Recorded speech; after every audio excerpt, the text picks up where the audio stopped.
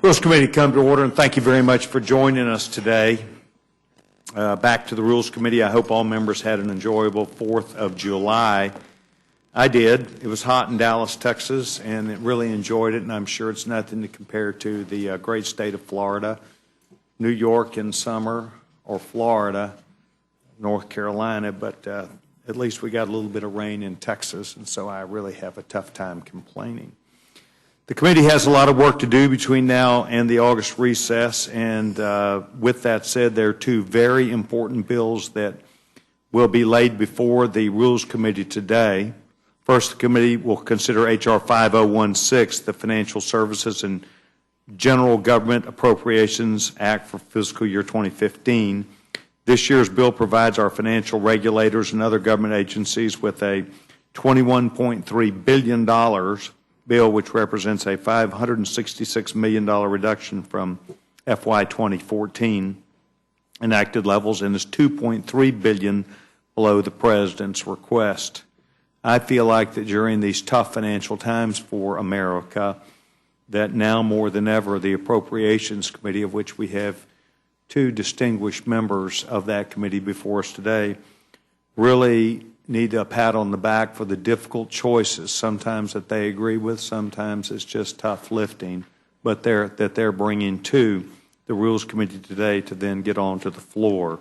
However, they represent decision-making on behalf of the committee by the committee members about improving transparency, accountability in our federal agencies, and prioritization that is necessary to ensure that the goods and services, the job that the federal government does, has proper resources, but also put on a priority basis. So today I'm very pleased to say that these two bills that are before us represent the core of the responsibilities that I believe that places them not only on the Appropriations Committee, but continues them in their mission statement of responsibly managing taxpayer dollars. I also want to thank Subcommittee Chairman Andrew Crenshaw and the Ranking Member Joe Serrano for their diligent work on this legislation. Second, the committee will consider H.R. 4718, a bill to permanently extend bonus depreciation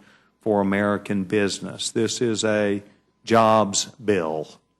According to an independent study and an analysis by the Nonpartisan Tax Foundation, bonus depreciation will grow our economy by 1%, which is roughly $182 billion, increase wages by about 1%, and can create up to 212 new jobs in America with American businesses. At a time when far too many Americans are struggling, they're out of work, can't find work, and are looking for Washington, D.C. to try and do the things which we know will help encourage our economic outlook, I believe that this Congress should continue to take the action it is to ensure that we are promoting private sector investment in our economy and thus allowing business and our American way of life, the free enterprise system, to present more opportunities for America's workers. This legislation, I believe, helps to do just that. I want to thank the gentleman who is not yet in the room, Pat Teaberry, who's from Ohio, my dear friend, for his tireless work on this issue and for bringing it to us today. I also, as always, want to acknowledge some hard work that has been done on this side of the ledger, and that is from a member of my staff, and today will be his last hearing. He's a young man who served me well for over 4 years. Robert Cousins will be leaving the Rules Committee as a legislative director and will be going to get his master's degree at a small school in Tennessee. And he has decided to go do that. He graduated from Vanderbilt and decided that a double degree with a master's from Vanderbilt was worthy of his time, and he and his wife Jane will be leaving. Robert, I want to wish you the very best of luck in this new endeavor. At this time, I'd like to yield to the gentleman who is from Florida, for any opening statement he may choose to make at this time. Delighted to hear from our witnesses. Thank you, Mr. Chairman. Thank you very much. All right, so chance was given. I now will take up another opportunity and make an announcement, even though he's not here. We had a birth of a baby from one of our members. And on July the 4th, Jared Polis had a new daughter whose name is Cora Baraka, and that is, in some language, known as a blessing. She is, listen to this, 9 pounds, 21 inches, and she has obviously a big brother in Caspian, and we're very excited about not only Jared with the birth of this new baby girl, but an opportunity at some point to be able to see her, and we'll welcome the opportunity when we see Jared to say a hearty congratulations. I want to thank both of you, Mr. Serrano, my dear friend who I see most mornings, as you are preparing your run up and down to the Washington Monument and back, and my very dear friend Andrew Crenshaw, who has one of the most vivacious and beautiful wives of any of the members of Congress, Kitty. And Andrew, I'm delighted that you're here. And of course, as you know, we count on your insight, your hard work, both of you on a bipartisan basis to look after your side of the business, and that is holding accountable our federal government, giving them the necessary money that they need, along with the exercise of their mission statement.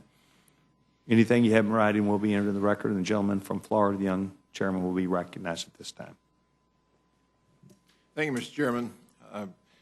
Chairman Sessions and Acting Ranking Member Hastings and other members of the committee. We're here today to present to the Rules Committee the Financial Services and General Government Appropriations Bill for fiscal year 2015. And we're asking the committee to approve a rule for consideration of the bill by the entire House. While considering appropriation bills on the House floor sometimes is time-consuming and sometimes challenging, I think every member of the House deserves an opportunity to offer germane amendments to this bill. The Chairman just mentioned that this is a bill that was reported out $21.3 billion. That's $566 million, or 2.6% less than last year, 2014, and it's $2.3 billion, or 9.6 billion, below the request. And so our allocation is actually a reduction, but it was necessary to live within the Ryan Murray discretionary budget cap. The allocation is sufficient to fund priority programs, while it reduces funding for activities that are not essential to the operation of the federal government or have a history of wasting taxpayers' resources. One of the main priorities of the bill is funding for law enforcement activities. We funded programs such as the high-intensity drug trafficking areas, that's the HITTA, which is popular in a lot of local areas, drug-free communities, the Treasury's Office of Terrorism and Financial Intelligence. We funded those above the current level and above the request. Another priority for the bill is supporting small businesses and assisting in the private sector job creation. And so the bill fully funds the SBA's business loan programs, provides increases over the current year for small business development centers, women's business centers, and the Treasury's Community Development Financial Institutions Fund. And in order to live within our allocation, we had to reduce the funding in some areas. And so we eliminate 9 programs that are neither necessary nor critical to the operation of the federal government. We also reduce funding for more than a dozen agencies and programs that can operate with a little bit less. And in order to increase this transparency and accountability of the agencies that were created under Dodd-Frank, the bill makes the Consumer Financial Protection Bureau, the so-called CFPB, and the Office of Financial Research subject to the appropriations process. And it requires certain reports from time to time. As you all may know, the Dodd-Frank created these agencies and purposefully left them outside the review of Congress, and we think that this bill corrects that flaw.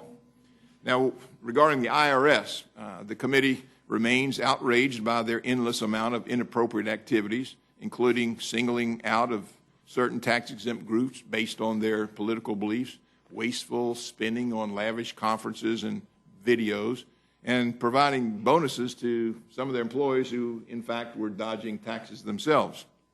And so this bill provides the IRS with $10.95 billion. That's $341 million less than last year, and it's $1.5 billion below the request this year. And this really takes the IRS back to funding levels prior to 2008. And in addition, here are some restrictions that we found that this problematic agency we try to deal with. Number one, we say prohibit funds for employee bonuses and awards for IRS employees unless you consider their conduct and whether or not they're complying with the tax laws.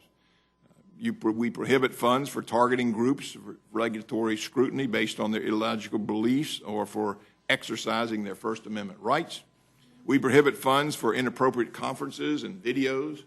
We require a report on the official amount of time that the IRS employees are spending on union activities. We prohibit funds for the IRS to destroy records in contravention of the Federal Records Act. And we prohibit funds to implement the individual mandate of the Affordable Care Act. So that's it in a nutshell. I want to thank Ranking Member Serrano for his input in the bill, which has made it better. I know he doesn't believe it's quite good enough and believes our allocation was inadequate, but I want to thank him and look forward to working with him as we continue the process. Thank you, Mr. Chairman. Thank you very much, Mr. Crenshaw. Your testimony, not only on the very top of the subject, but the timeliness of making sure that you're, I believe, addressing these issues on behalf of this conference and the Congress is very important. I want to thank you for doing that. Mr. Serrano, welcome, my dear friend. Thank you, and thank you for mentioning my running.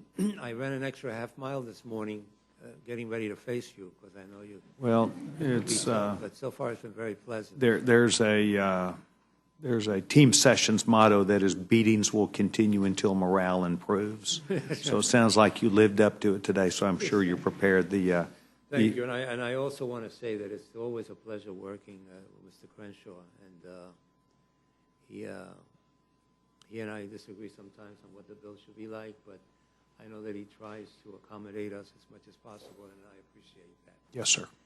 Thank you, Mr. Chairman. I'd like to express my support for consideration of the Financial Services and General Government Appropriations Bill for 2015 on the House floor under an open rule. The Financial Services and General Government Bill funds vitally important programs for consumers, investors, taxpayers, and small businesses.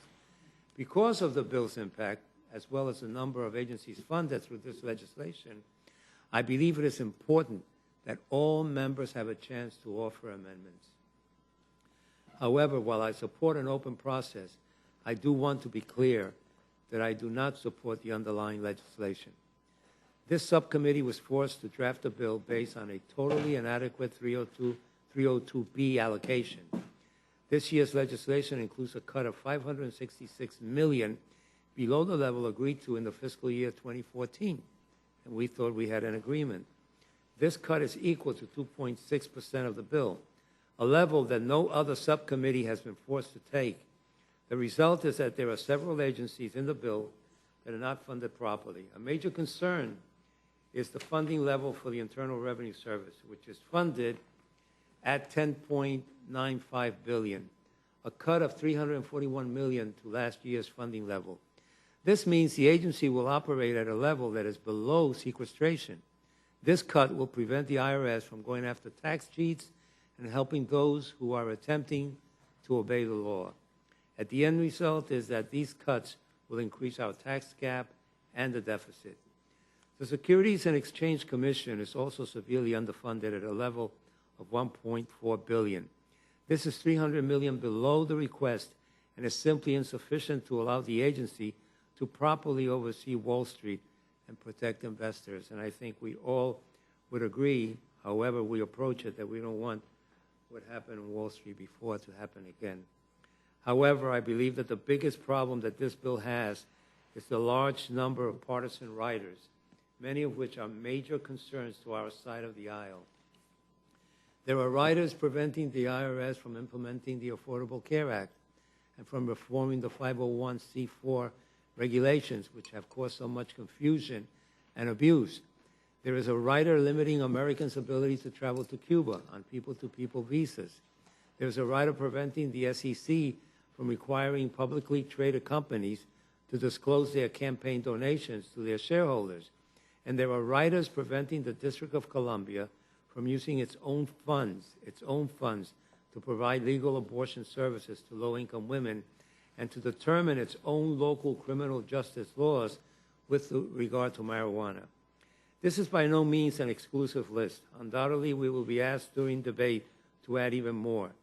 It is irresponsible governing at best to attempt to pack must-pass legislation with a laundry list of partisan priorities that the majority could not pass through Congress in the regular legislative process.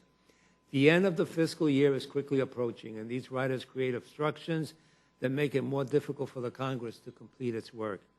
I also want to take note that one member of Congress has asked that two provisions involving the Postal Service be left open to a point of order. The first, which is language requiring that the Postal Service maintain 6-day delivery, was restored to the bill by a bipartisan amendment offered in the full committee. I and Mr. Latham led the debate. Several members on both sides of the aisle spoke in favor of the maintaining 6-day delivery during the debate, and the amendment passed by voice vote. This language has been included for more than 30 years in this appropriations legislation without significant debate. I strongly believe that the rule for this bill should protect this provision from a point of order under Rule 21, as this committee has done in the past. And by the way, Mr. Chairman, I know that the Postal Service needs help. I know that it needs restructuring, and that is part of my argument, that it shouldn't be a piecemeal approach, but a full approach. And 6-day delivery seems to be something that has bipartisan support, and yet one member would like to see it go away. The second provision, Section 627 of the bill, refers to important language that will reauthorize a stamp that helps raise funds to protect endangered species. The language was included based on bipartisan support and is revenue neutral. I believe this committee should respect the wishes of the Appropriations Committee on this issue and protect it from a Rule 21 point of order.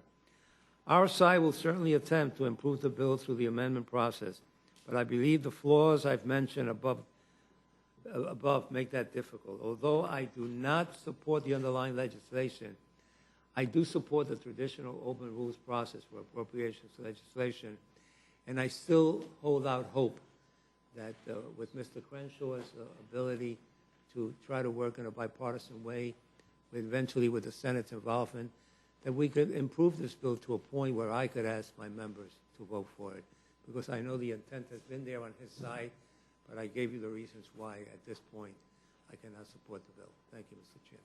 Mr. Rano, thank you very much, not only for your extra half mile today, but for your effort here before the Rules Committee. We really appreciate that. Mr. Crenshaw, the IRS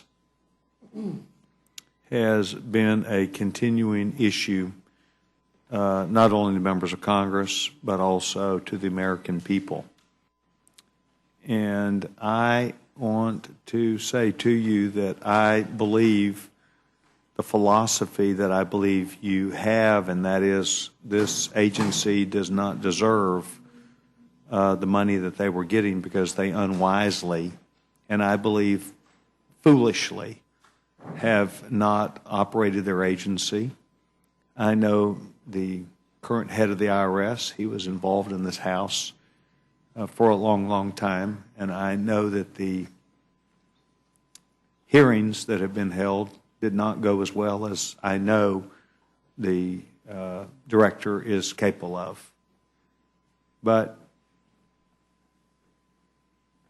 I believe that what you're doing is the correct methodology. It's my hope, however, that your back channel conversations, including with Mr. Serrano, would be to them that if you can get in trouble, you can get out of trouble. And I have worked throughout my career with the IRS, sometimes favorably, sometimes without comment on their side. But I believe that they have unwisely spent hours of time to hassle people that offered no yield. They flew employees across country back and forth numerous times, including one example that I know of where they showed up 3 times because they were told a man had money and only to show up unannounced to see him sitting in literally his underwear in front of a fan with no food in the refrigerator, and the agents admitted that, and yet they kept hounding him. I brought that to the attention of the district director in Dallas, Texas. I received no response. But I believe they quit doing what they were doing. I believe this agency, to a person, needs to understand that the services that they provide to the country need to be done well. We respect what they do when they do their job well. But when they do not do their job well, I believe that there needs to be a common understanding among all employees that they need to reevaluate their mission statement, the objectives of why they have their job, and the service to this great nation. So it's my hope that both of you, while this is not exactly the kind of bill that you would have chosen, you've been faithful to try and play it out. But I would hope that the IRS would understand, and the employees, that there are friends and our neighbors. There are people that work next door to us. There are people that I know and you know, but that some reevaluation of their commitment to good public service, while questioned, that they can gain back that trust with the American people by doing a better job. And I think that I'm looking at 2 members of Congress that recognize that we suffer many of the same problems that others do also, and that is losing confidence. But it's my hope that you will go back to the agency, as you regularly do, and let them know that we need them to reevaluate. We need them to come back stronger and better, but it will be in a fair and balanced way, not one of the way that they have performed in the last few years. That's my own personal observations. My last statement is a question, and that is, Mr. Serrano, when you were the chairman a few years ago, there was a decision made to move some pieces that had been under financial services from discretionary to mandatory spending, and they are not in this bill today.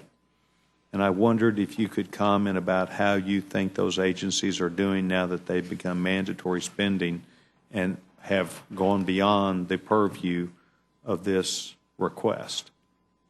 Well, I think those agencies will continue to work, do the work they have to do.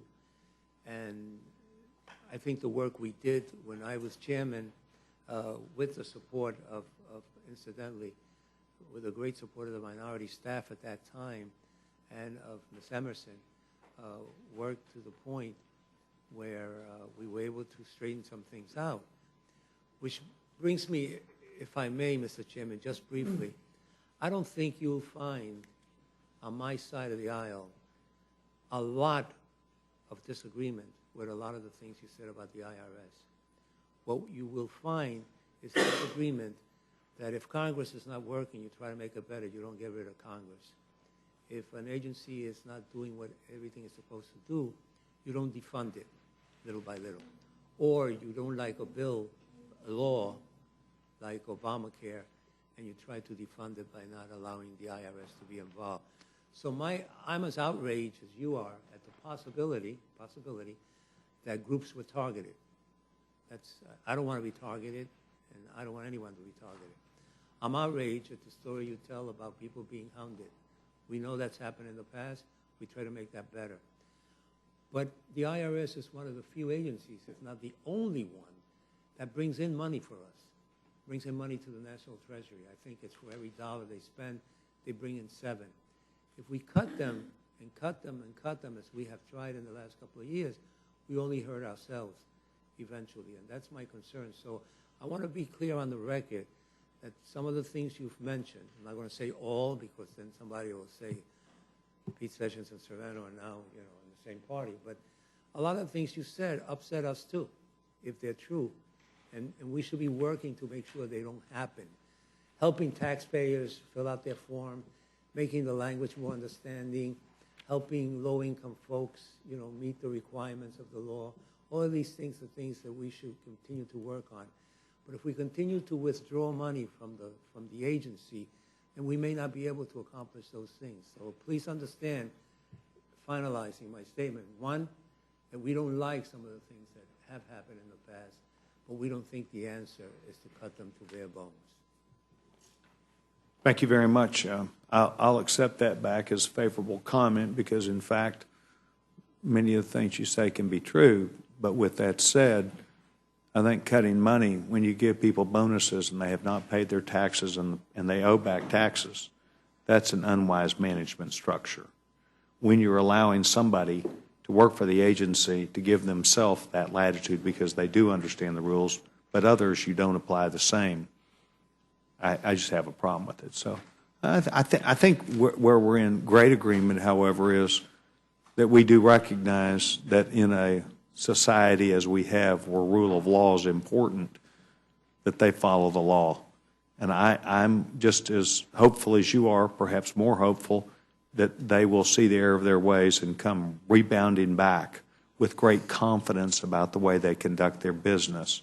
And I think you and I think I should stand first in line, not because I've attacked them, but because I want them to come back and to offer a value-add proposal to the American people. And we'll be very pleased to offer that feedback at the time that they deserve it, and I'm sure they will. Thank you very much. Mrs. Fox? Thank you, Mr. Chairman, and I thank our colleagues for being here. I appreciate very much the work that the committee has done to do its best to get the attention of the IRS and the other agencies, but particularly the IRS, for what I think are terrible abuses of the American people. Our system in this country depends on the voluntary payment of taxes. And if the American people lose faith in its government, in their government, and particularly in the IRS, we are going to have great difficulty with the collection of taxes, I think, in the future. And we have to have an agency that is above reproach in all ways. I don't care what administration is in office, it has to be above reproach. We cannot have people there who are abusing their power. It's already too powerful an agency, in my opinion, and to abuse the power that it has is unacceptable. So I appreciate, again, you're doing everything you can to get their attention and to make sure that our agencies are doing what they're supposed to do.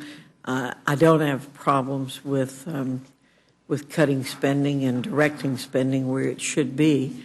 I think we need to do more of that in a sense, and by having oversight and understanding full well where money's being spent, where it's not being spent, is an appropriate thing for Congress to do. So I thank you all very much, and I have no questions, Mr. Chairman. Thank the gentleman very much. The gentleman from Massachusetts is recognized. Thank you very much for being here. I don't have any questions. The only thing I just would say is I always get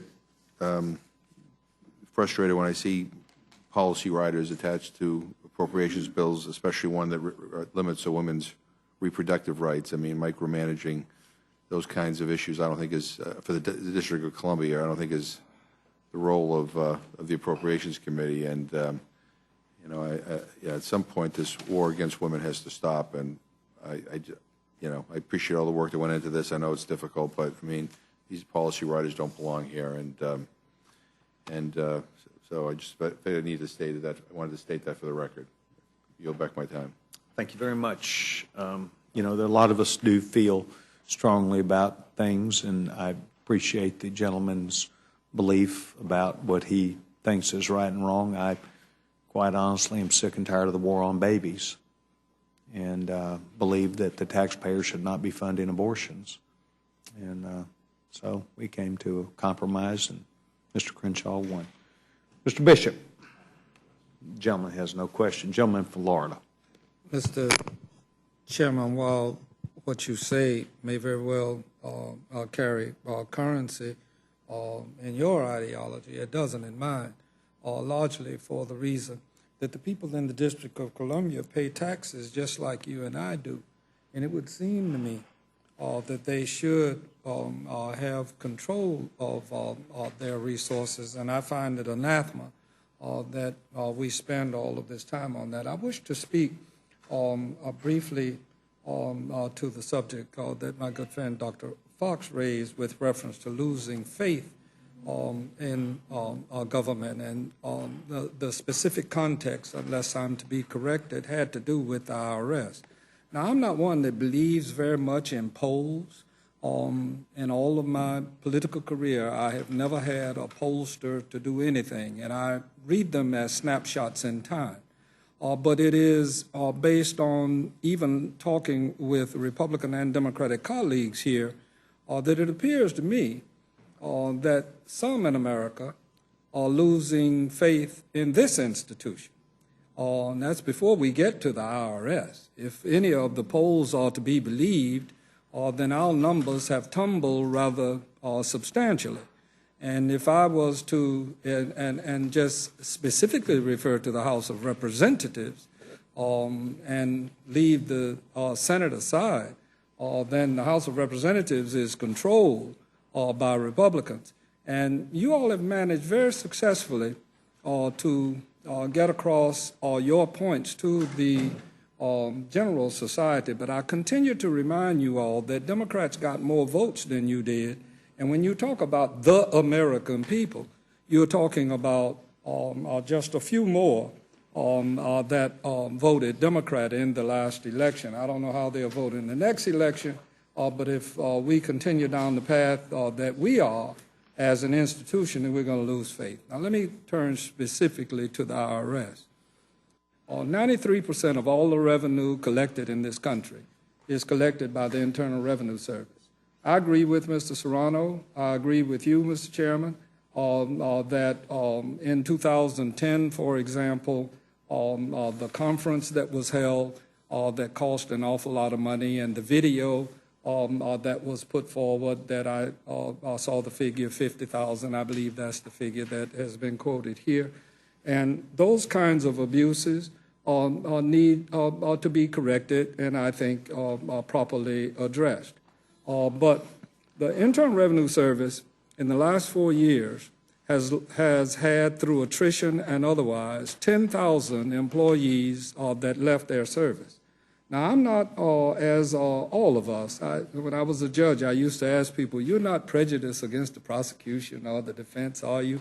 And you don't have any prejudices, do you? And everybody would say that they didn't have any prejudices, and I would say, how about the IRS? And they would all raise their hand. So I joined the category of those. One, I've been audited twice by the Internal Revenue Service as a lawyer, so I understand the dynamics that you're putting forward. But let's don't lump everybody in the Internal Revenue Service with the persons who may very well have committed many of these abuses. I continue to tell you all, if we want to look for some real substantial abuses, all we have to do is cross the 14th Street Bridge and give me about 2 weeks with about 10 people, and I'll find you some abuses right at the Pentagon, which is revered for some reason, and I find that anathema. But when all is said and done, let me ask you, my dear friend from Florida, Mr. Crenshaw, Chairman Camp, when he did his tax reform proposal that he released in February, my recollection is that it repealed bonus depreciation. What has changed since then, as far as you're concerned, or as far as this legislation is concerned? In the bill? Asking about the bonus depreciation? Yeah. Maybe you ought to ask Chairman Camp that. I get the opportunity, I will. I'm bringing you a appropriations bill that deals with financial services. If you want to talk some about, collection of revenue and things like that, happy to remind you that while intuitively you might think if you spend more money to hire more IRS agents, you'd actually get more revenue. The facts actually indicate otherwise. There are a lot of other factors that impact collection of revenues. In fact, if you look back 2010, when your party was in control of the House and the IRS got more money than they asked for, the revenue collections went down, but investigating groups based on their political beliefs went up. Lavish conferences took place. Videos were made. And last year, when we actually reduced funding for the IRS, it was the largest revenue collection in the history of the country. So all I'm saying there is, and I think you would tend to agree, that there are other factors like business cycles and the underlying economic conditions, tax simplification. In fact, I think probably the best way to generate more revenue would be to simplify the tax code, and you wouldn't need as many people trying to enforce the tax code because people could comply because they could understand. So. Yeah. Well, I don't want to be misunderstood, and I don't necessarily agree that hiring more people creates greater efficiency.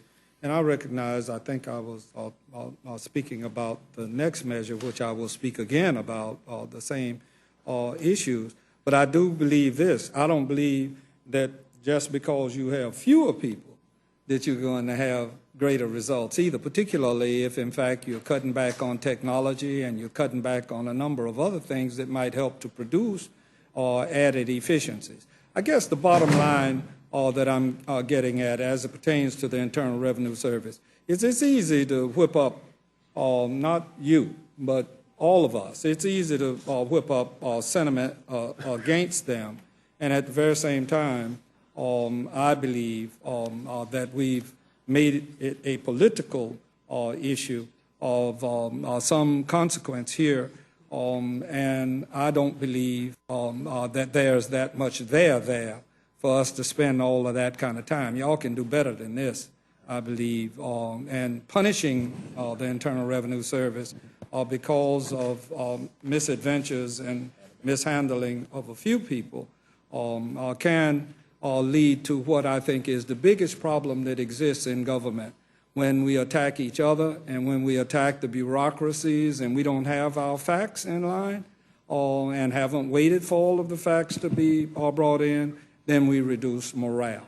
And we've done that here in this institution. Most of us don't recognize it, but we have. We've done that right here in this institution. We have disgruntled staffers that are busying themselves wanting to get the hell out of here, but for all intents and purposes are staying the course largely because of loyalty to certain of us. But when the long haul comes, you keep cutting back on your appropriations staff on either side, majority or minority, whether Democrats or Republicans are in charge, and you keep asking people to stay over the weekend and stay till 2 or 3 o'clock in the morning doing the work for us, and you will find morale will dip beyond reason, and at some point then the institution stands accused.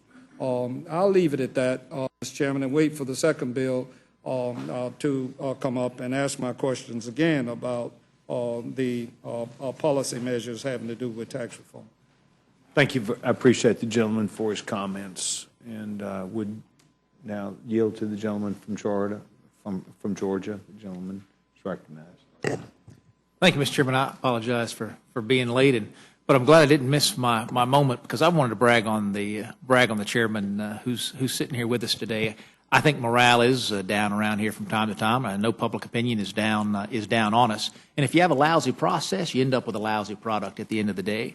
I have been watching this process as a member or as a staffer for almost 3 decades, and I have never seen an appropriations cardinal work as hard as I have seen Mr. Crenshaw work to open up the process to folks who were not on the appropriations committee, to help folks to understand what was going on, to solve concerns on the front end and instead of the back end, and to say, dadgummit, under neither party have we been producing financial services appropriations bills, and that's wrong. The right thing to do is to move a bill forward. I don't think this bill would have moved forward but for the force of personality that is that subcommittee there and the chairman who leads it. And candidly, Mr. Chairman, if we had more legislative work products that people took the kind of pride in and the kind of commitment for that this appropriations cardinal has taken. I think morale would be higher all the way around here. And I'm just grateful. He didn't have to, and he did, and it has made a difference for me and for very many others.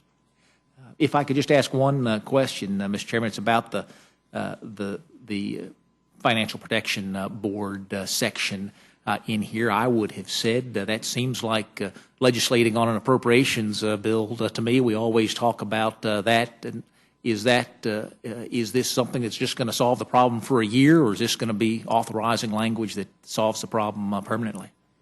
Well, actually, thank you for that question and those kind words. If we could put CFPB, the Consumer Financial Protection Bureau, under the appropriations process, it would stay there. In fact, a lot of people think it should have been subject to the appropriations process to start with, but when Dodd-Frank passed, it was purposefully left out. And so now you have an agency that this year will spend $600 million, and there's absolutely no oversight from this Appropriations Committee, this Congress.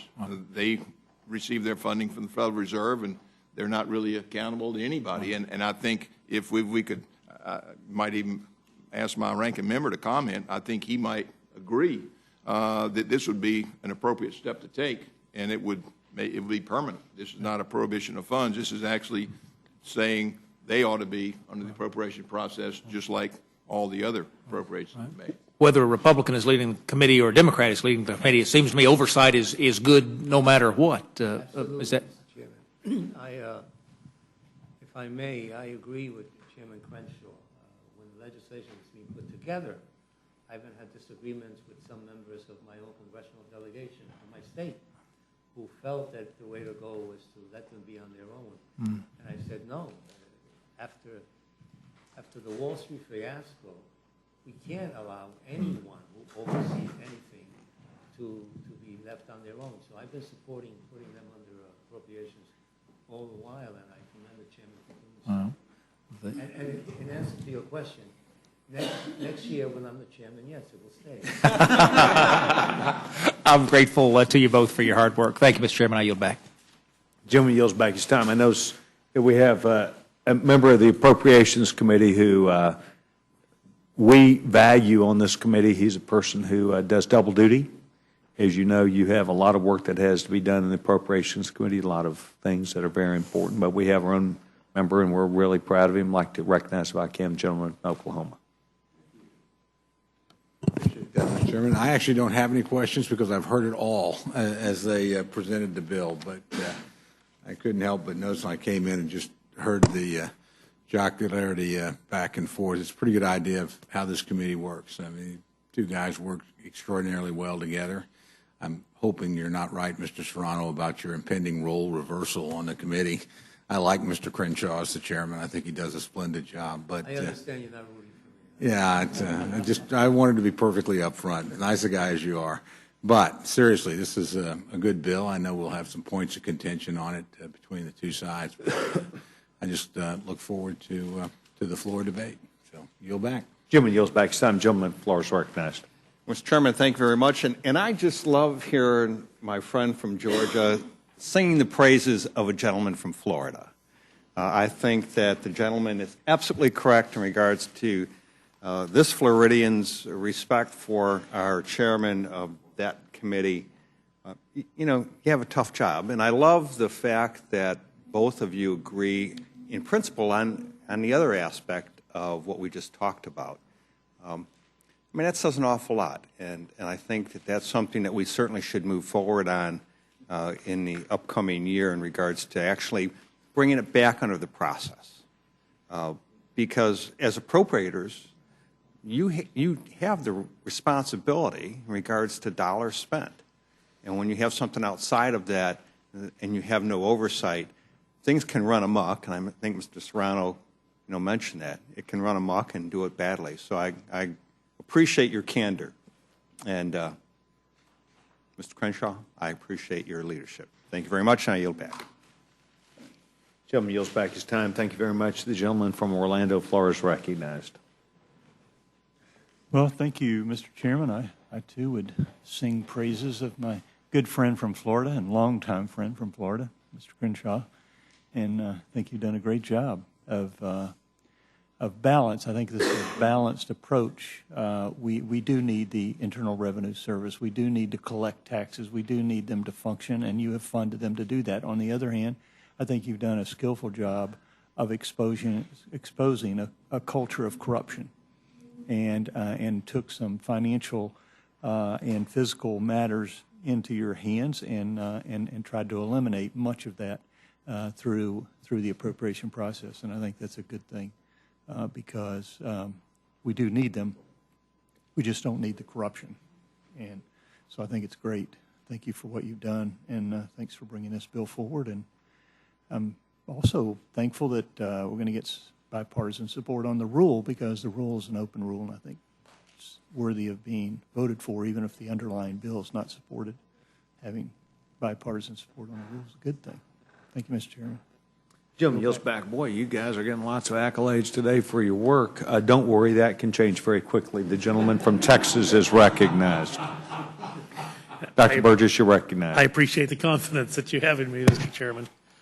Mr. Crenshaw, Mr. Chairman, let me just ask you a question, and I want to confine my questions to the Consumer Product Safety Commission. That's a little-known federal agency over which my Committee on Energy and Commerce has jurisdiction on the authorizing side. And, of course, it was in all of the headlines in 2007, 2008, when we had a problem with the importation of toys and products from overseas that turned out to be unsafe.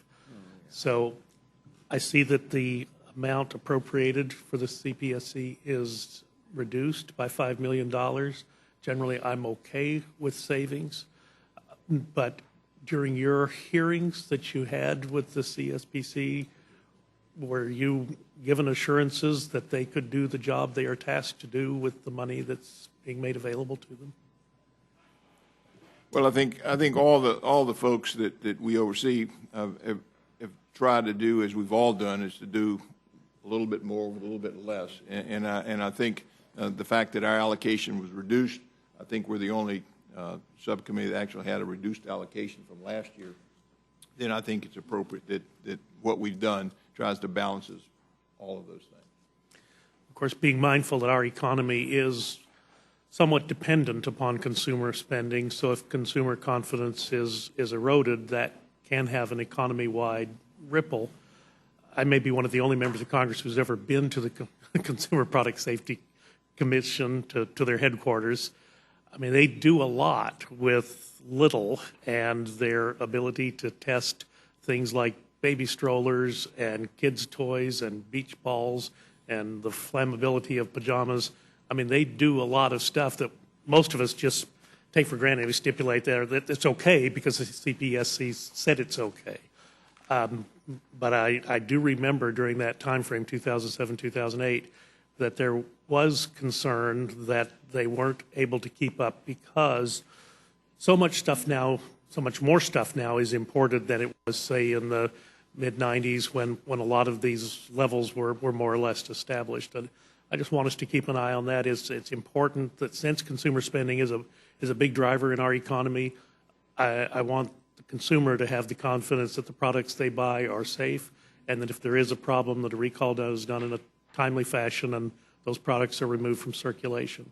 So thank you for your attention to that. Now I'll yield back, Mr. Chairman. Jim yields back his time. I would defer to the gentleman from New York at this time who evidently wanted to offer an explanation. Thank you, Mr. Chairman. As gentleman's recognized. I don't want to ruin the gentleman's chances for re-election, but I agree with him totally. I think that the... Mr. Chairman, move to strike the last word.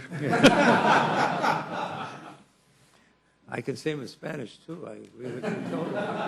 And they won't understand a word I'm saying, except for Crenshaw. But the cut in this agency is an example of what I was talking about, how sometimes we could try to do something by cutting, and in fact, we cut ourselves and we hurt ourselves. This agency, not the most famous agency in the nation. Most Americans don't even know it exists, maybe. But it does do a lot of testing, and more we get products from overseas. In fact, we complain in many cases about the products we get from overseas, that we're not making them in this country and so on.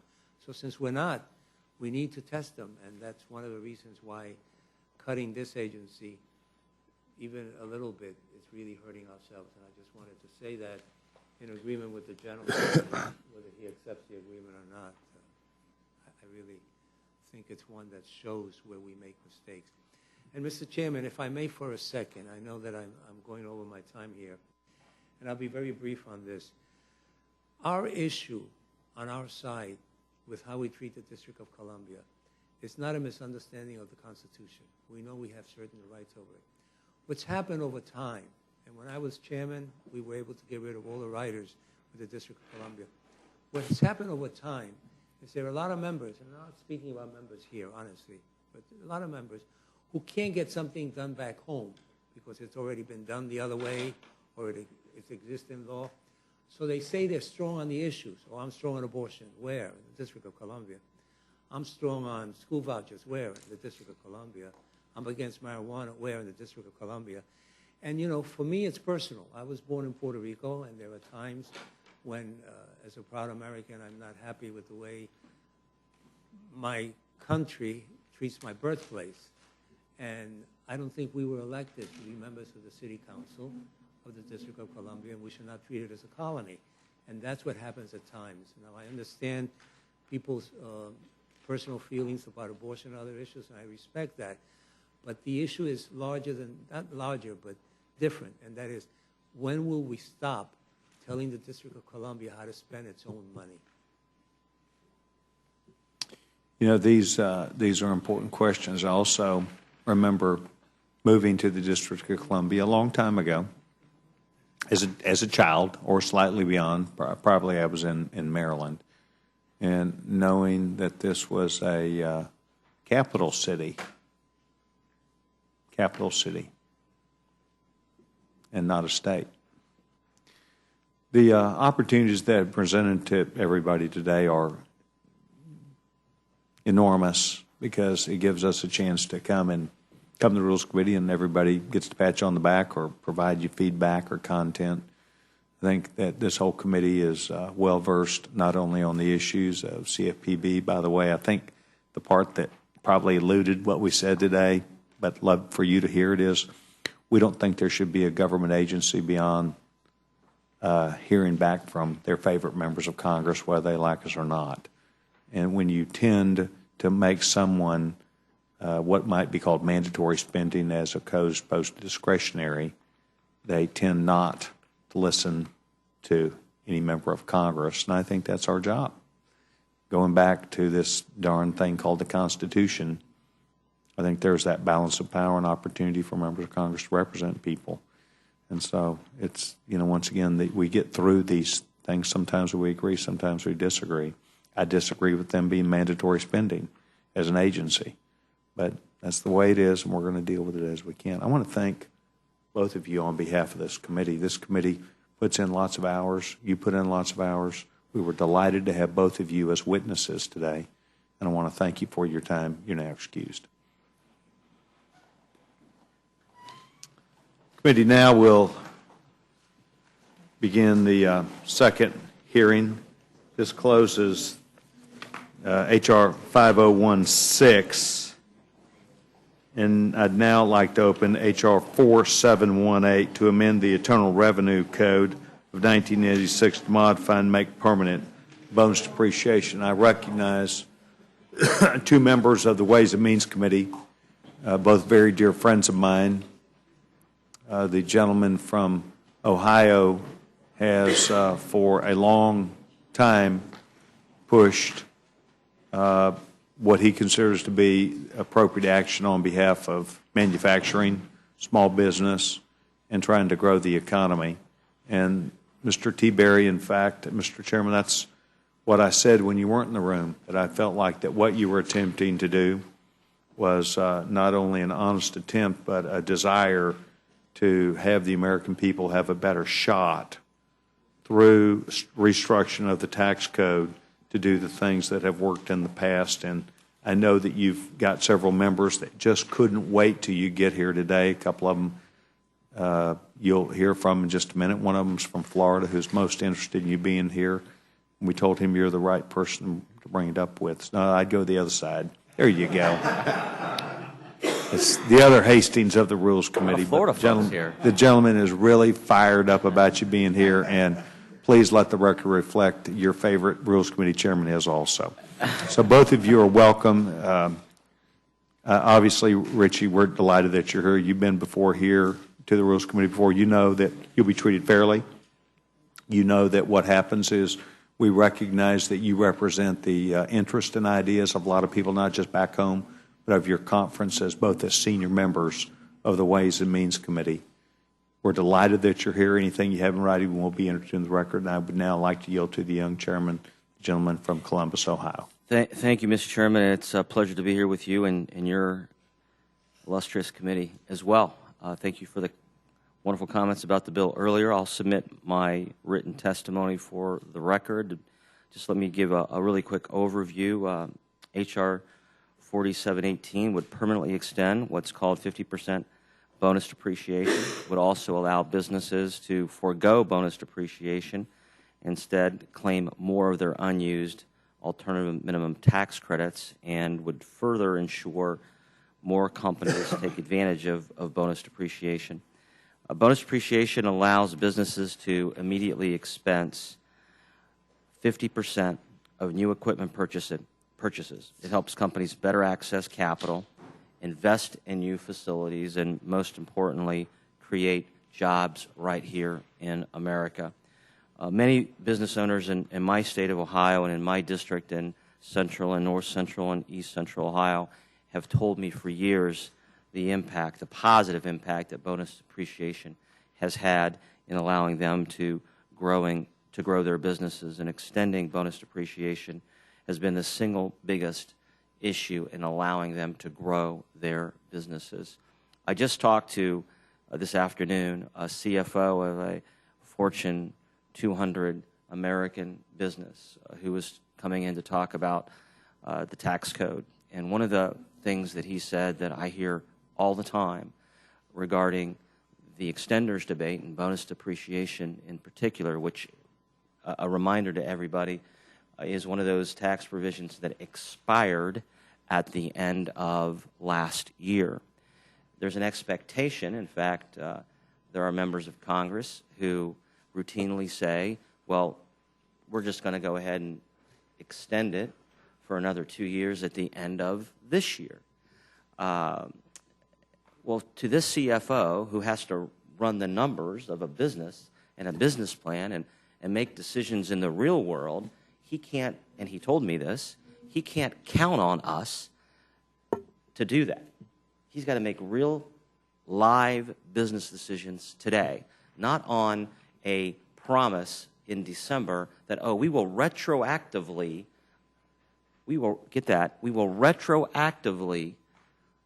go back to January 1 of this year and say you can claim bonus depreciation. No one's making decisions today, and no one will make decisions on a retroactive basis. So in essence, what will happen is, under that narrative that, oh, the Senate will do this at the end of the year, so we're wasting time and we should go ahead and just cede to the Senate, and we'll do this in December, we're really extending bonus depreciation for 1 year, and that's next year. You can't run a business long term, as this CFO reminded me, and make business decisions on your business plan when you have this constant expiration of tax policy and then re-extending it, oftentimes, again, retroactively. It doesn't provide the opportunity to really create jobs like we could create jobs by doing what Chairman Camp has talked about, and that's making permanent some of these provisions that we know creates jobs. This one does. In fact, the Tax Foundation just came out and said that making this provision permanent, we will actually grow tax revenue. They said, in fact, and I'll quote their numbers here, that the federal government will receive $20 billion in additional tax revenue per year with long-term certainty of making permanent bonus depreciation, that 50% expensing I talked about. And in fact, Joint Tax even said through their microeconomic analysis of this bill, they said that it would result in an increase in capital stock and that the overall size of the economy would also grow and we would reduce the deficit by as much as $10 billion. So over 77 businesses, Mr. Chairman, and organizations, including the National Association of Manufacturers, the Farm Bureau, the Iron Steel Institute, among many others, have signed letters of support encouraging us to pass this bill permanently. So I look forward to the discussion that I know your committee loves to have, and would love to have it with you today. I yield back my time. Mr. Chairman, thank you very much for your testimony. We're delighted that you're here. We needed one more person with us today from Massachusetts, and in fact, to help Mr. McGovern along, we got you here, Richie. So welcome. We're delighted you're here, and gentleman's recognized. Thanks, Mr. Chairman. When I came in, both sides were exchanging some digs at each other, and they were talking about the war on this and the war on that. It's really hard to come here and talk about bonus depreciation and call it a war on anything. It's not exactly something that people can get excited about. When Pat said that legitimately that the extenders debate has gone on way too long, he's absolutely correct, and this has been a very ill-considered way to do it. But I would also say, in fairness, it's really the majority's responsibility to move the extenders package. Now, I can honestly look at the dais here and say that I've been here longer than everybody who's in the room that's been elected today. And this is not the way Congress once functioned, but it is a backdrop to the chaos that we're all witnessing. And as it relates to extenders, let's be candid. I think Mr. Camp made a very valiant effort. He's an old friend, and I think that he put out a draft that he gets credit for, even though there was much disagreement about the draft, and the draft is not going to go away. The draft is going to return in some form because it'll be the starting point in an ongoing discussion about what to do with the tax code. But the truth is, one of the reasons we're here at this interval, it's because tax reform failed.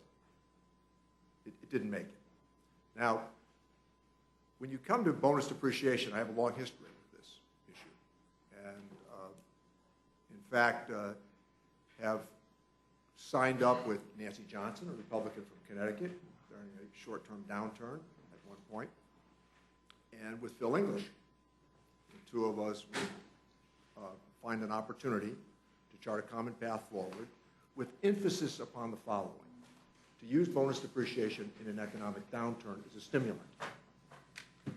Now, for our Republican friends, this is a pretty pricey undertaking that is being proposed here today. In fact, if this is accepted in its current form, this would cost $287 billion in terms of deficit spending. That's a pretty good hit. Now, there are legitimate arguments.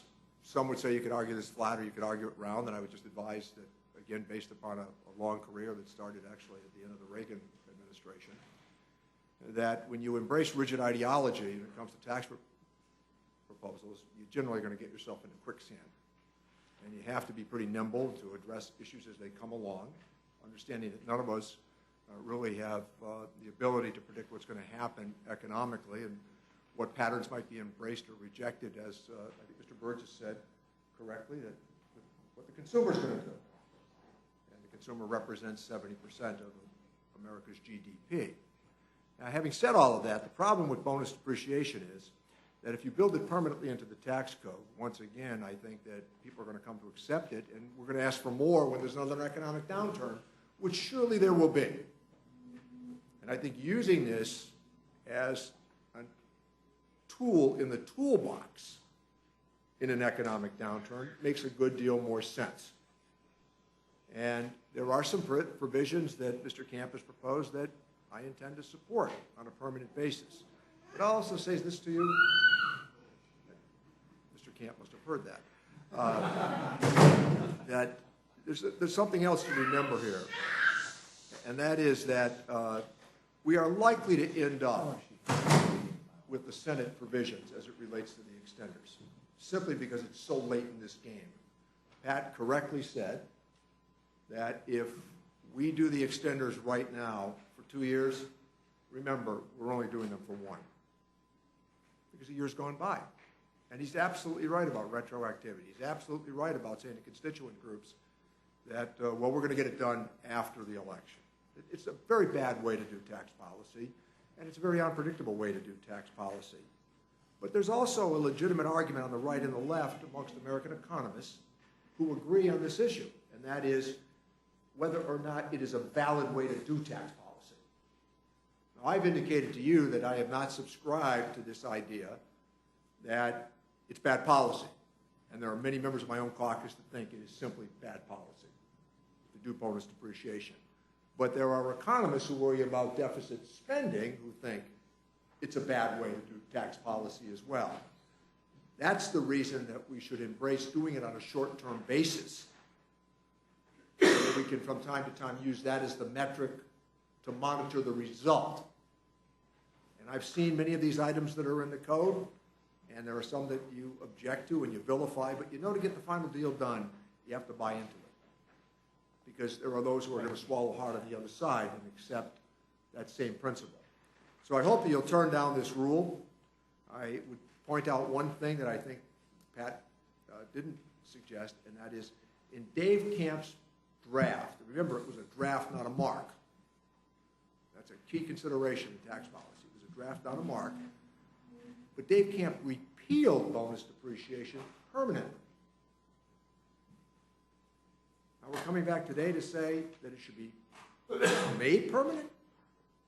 Therein lies a pretty good-sized chasm of inconsistency.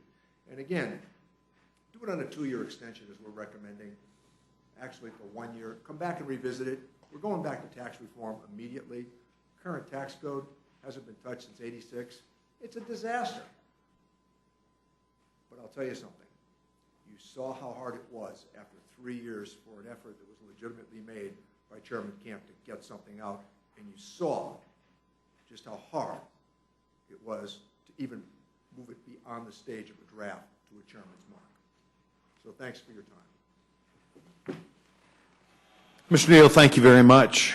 I think if there's one thing I take from your statement, it is, among other things, rhetorical questions about what we're doing and why, what you get from what you do.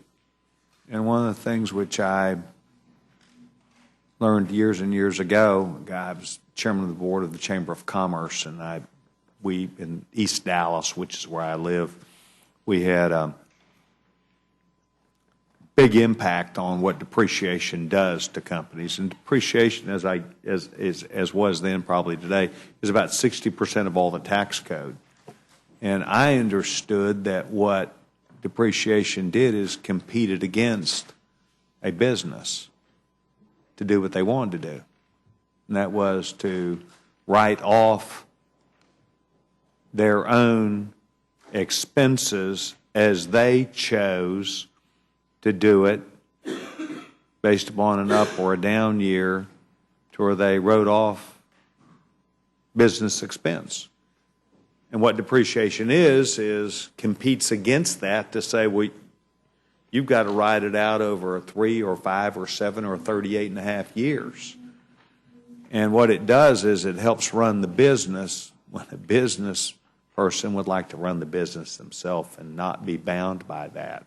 The inverse of what it does is it puts a huge impact on people who would choose to make decisions to keep their business current and modern and the most economical and leading edge, because many times you can't get a loan if you haven't depreciated an item yet to get something else. A bank won't actually give you the loan unless you have your own capital.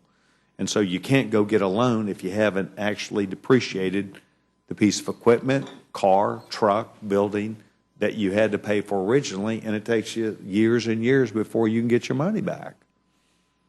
On the other side, on the manufacturing side or the sales side, it means if you got a really good product and a really good something that not a service but a product, and you want to go sell these, it reduces the amount of the marketplace that is available to you, because the tax code prevents an owner from being able to go and pay for this and write it off, use it, and go get something else. It discriminates against that. So I made a decision years ago. Of course, Pat knows this, Mr. Chairman. You know, I've got the expense after 2005 that simply allows anybody to follow their own schedule of depreciation as they would choose, instead of the way our great Uncle Sam wants us to do things. It would allow an individual business their chance to write it off. But the problem is government competes against business for this, for their own revenue. This is how Uncle makes money, by keeping you at bay. And in Texas, we call that a loss of freedom. So that's where I guess Ohio and Texas have a lot in common, because we want to see business thrive, to hire more people, to make the jobs available here in America. And that's why my party, the Republican Party, is 100% for this, because we want to employ more people. Now, Mr. Chairman, did I get that right? And if not, what did I get wrong? Well, thank you, Mr. Chairman. Yes, this is about jobs. At the end of the day, it's about jobs. And I was back home and heard about people wanting more jobs. In our state, we're doing better than we were. But as you know, Mr. Chairman, first quarter this year, we had negative job. Our economy actually contracted. GDP negative. And this is, again, if you talk to CFOs, small, medium, and large, this is one of the best drivers of job growth and building a business that we have seen in our economy within our tax code. I will challenge Mr. Neal on one thing. Mr. Camp, if he were here, he would say the context of his draft, which, by the way, he did spend 3 years and did a lot to move that ball forward. But we had obviously not the same sort of leadership in the administration or in the Senate. We were coming into a year where we, as has been said over and over, where the extenders had expired. We were getting more and more pressure from real folks in the real world about what we were going to do with the extenders. And so the chairman, without,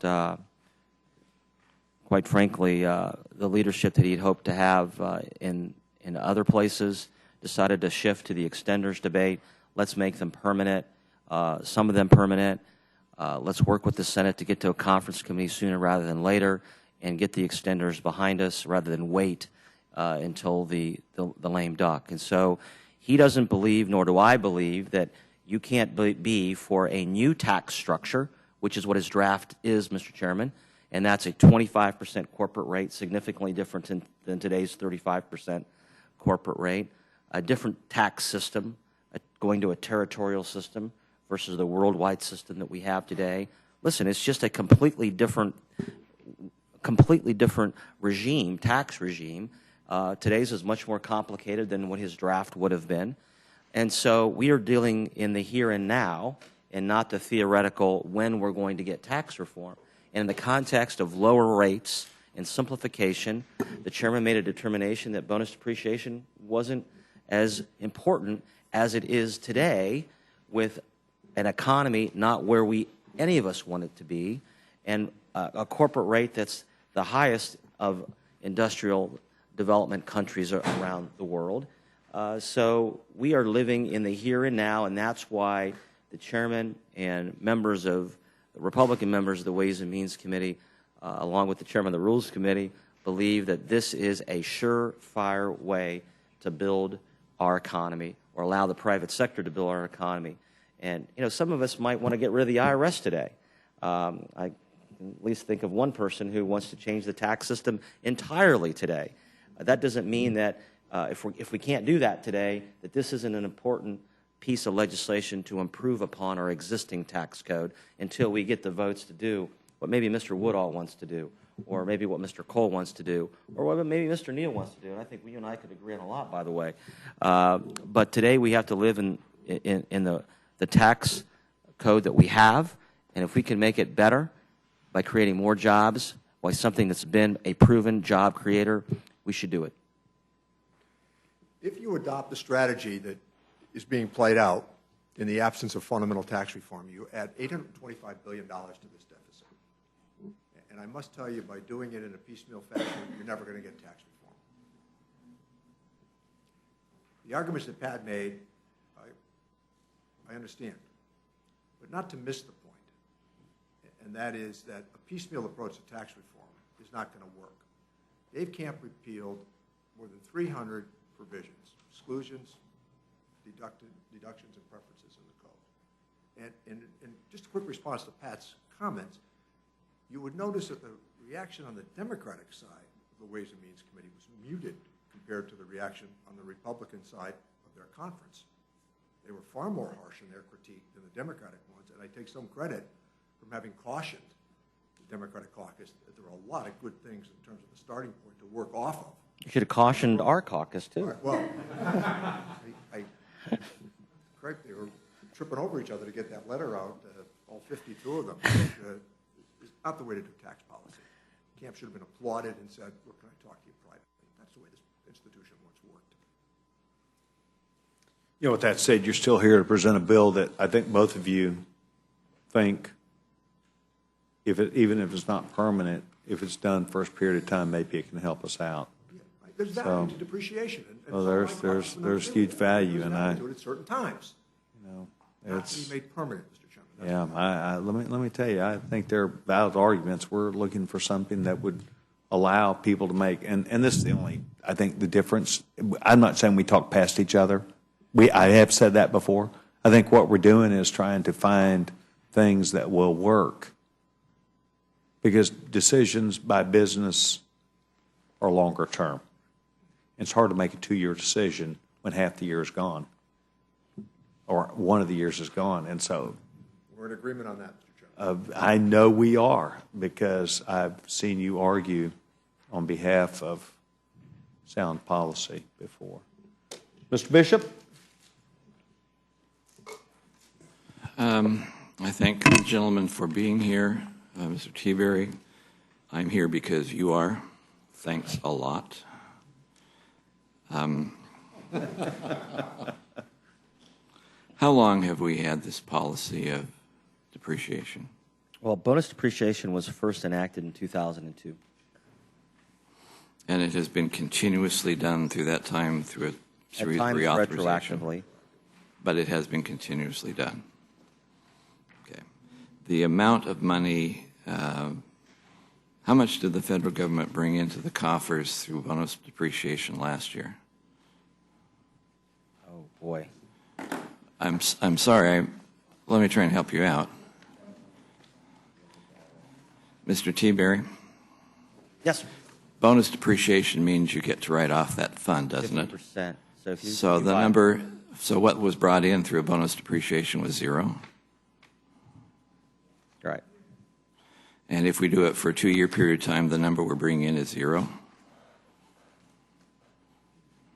I'm trying to follow your logic here.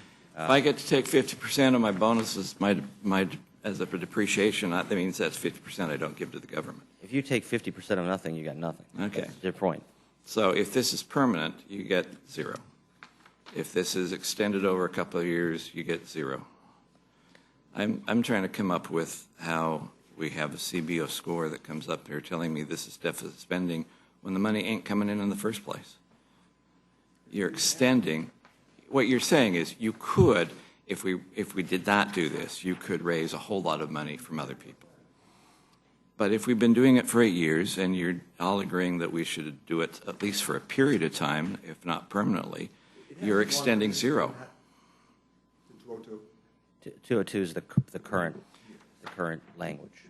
So if this is permanent, you're extending zero. If this is for a short period of time, you're extending zero. I like You're zeros. extending current. Your point is you're extending current Yeah. policy. Yeah. That's your point. Yes, I understand your point. And the only reason you would not call this, this would be a budget buster, is if you actually want to get rid of this so you can raise taxes so you can haul in more money from people. The current policies, yes, that is correct. So I'm understanding that correctly. Now I understand what you're saying. Yes. So it's been around for a long time.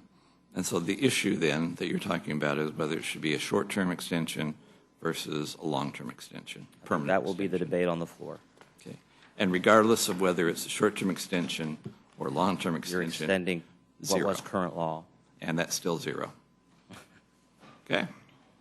Just trying to understand this because this obviously is not as exciting to me as public land policy, but Yes. I'll let you come in here and have your fun for the time being.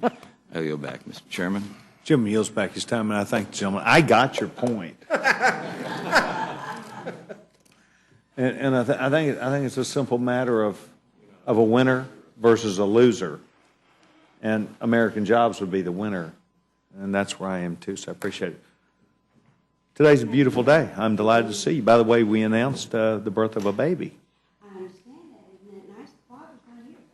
Yeah, Father's not here. I don't know whether you want that or not, but we're delighted. The gentlewoman's recognized. I thank you very much. I don't have any questions. Thank you. I've been occupied with some constituency issues. So I love you those. all excuse Love those me. things. Thank you.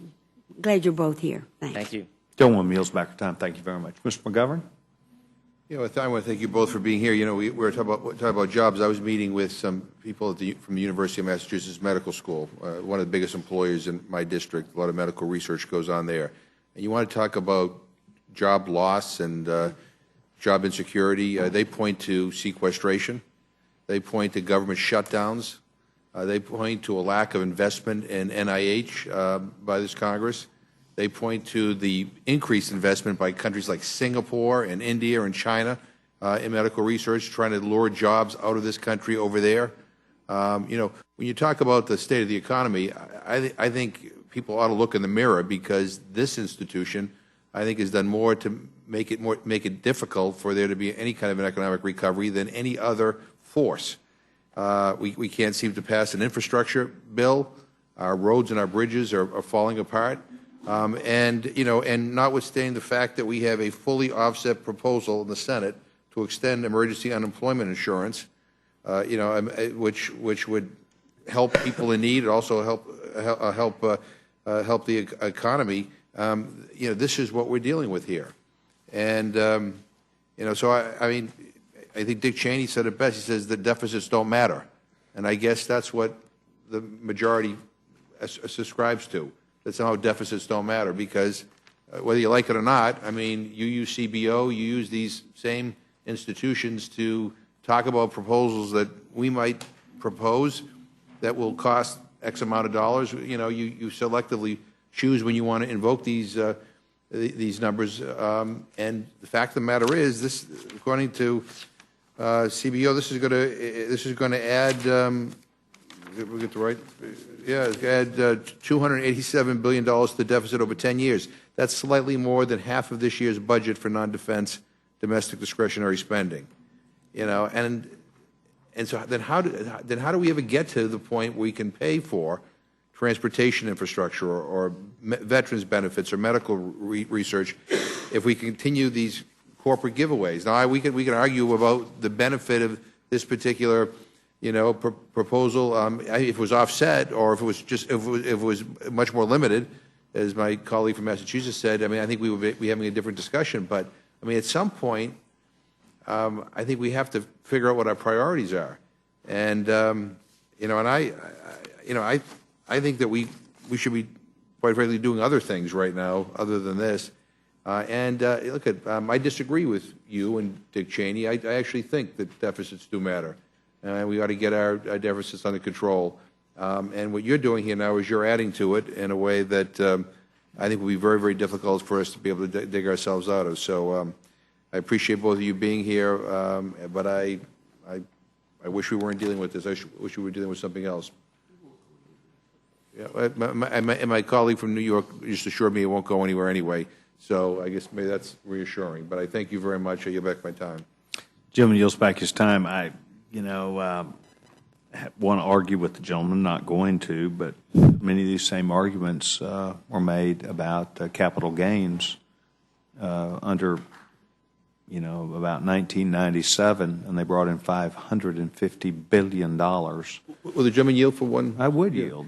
Let me just also say, too, I agree with my colleague, Mr. Neal, that we ought to have comprehensive tax reform. And it may not be everything I like, but we ought to do it. And, I, for one, would be in favor of lowering the corporate tax rate if, in fact, corporations actually paid what the corporate tax rate was. And we get rid of all these loopholes that allow some corporations not to pay anything. Right. So, I think there's a lot that we can do in a bipartisan way, in a more comprehensive way, and I think it really ought to be comprehensive because, let's be honest, there are going to be things that, that we like and you don't like, and things that you like and we don't like that we're going to have to come to some sort of compromise on. But doing it in this piecemeal approach, and again making this permanent, I think is the wrong way to go. So I thank the Chairman for giving me the time. I yield back. Gentleman yields back his time. I do appreciate the gentleman's comments, and in fact would even recognize that Mr. Camp, the Chairman of the Ways and Means Committee, began a process that he thought would be pretty successful, and at least the success of that rain dance had a lot to do with timing, and now we find the former United States Senator in China is our ambassador, and so all things that start well don't always end well. So I do respect the gentleman for wanting the same thing that I want, and that is tax reform. Mr. Cole, gentleman, I'm sorry, Mr. Neal.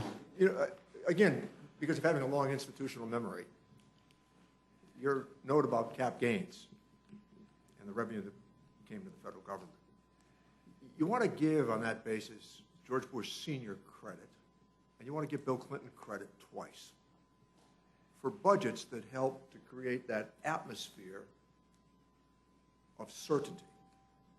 And I think that one of the things we would all regret about this tax reform proposal is that had perhaps we done tax reform in '98, when there was plenty of money around, because not to miss the point, my more conservative colleagues here to the right, I would say this to you, you need money to do tax reform.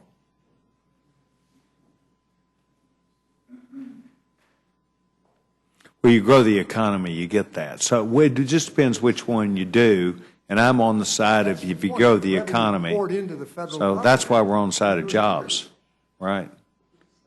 I once again have never believed you and I talk past each other, but we should aim for the same thing. But I'm for growing jobs. When you get jobs, you get revenue. But you know what you also get? What you get is people that have meaning and purpose in their life. And God knows I've done paper routes and hauled a little bit of hay and, did sheetrock. I couldn't wait to get to college. It's a darn good thing I didn't go to the University of Oklahoma, where I might be up there right now. The gentleman in Oklahoma is recognized. Wherever you'd be, Mr. Chairman, it's better than where you are. It's better to be looked at than viewed, too, Tom. And you'd have a great football team to be proud of. So, yes, sir.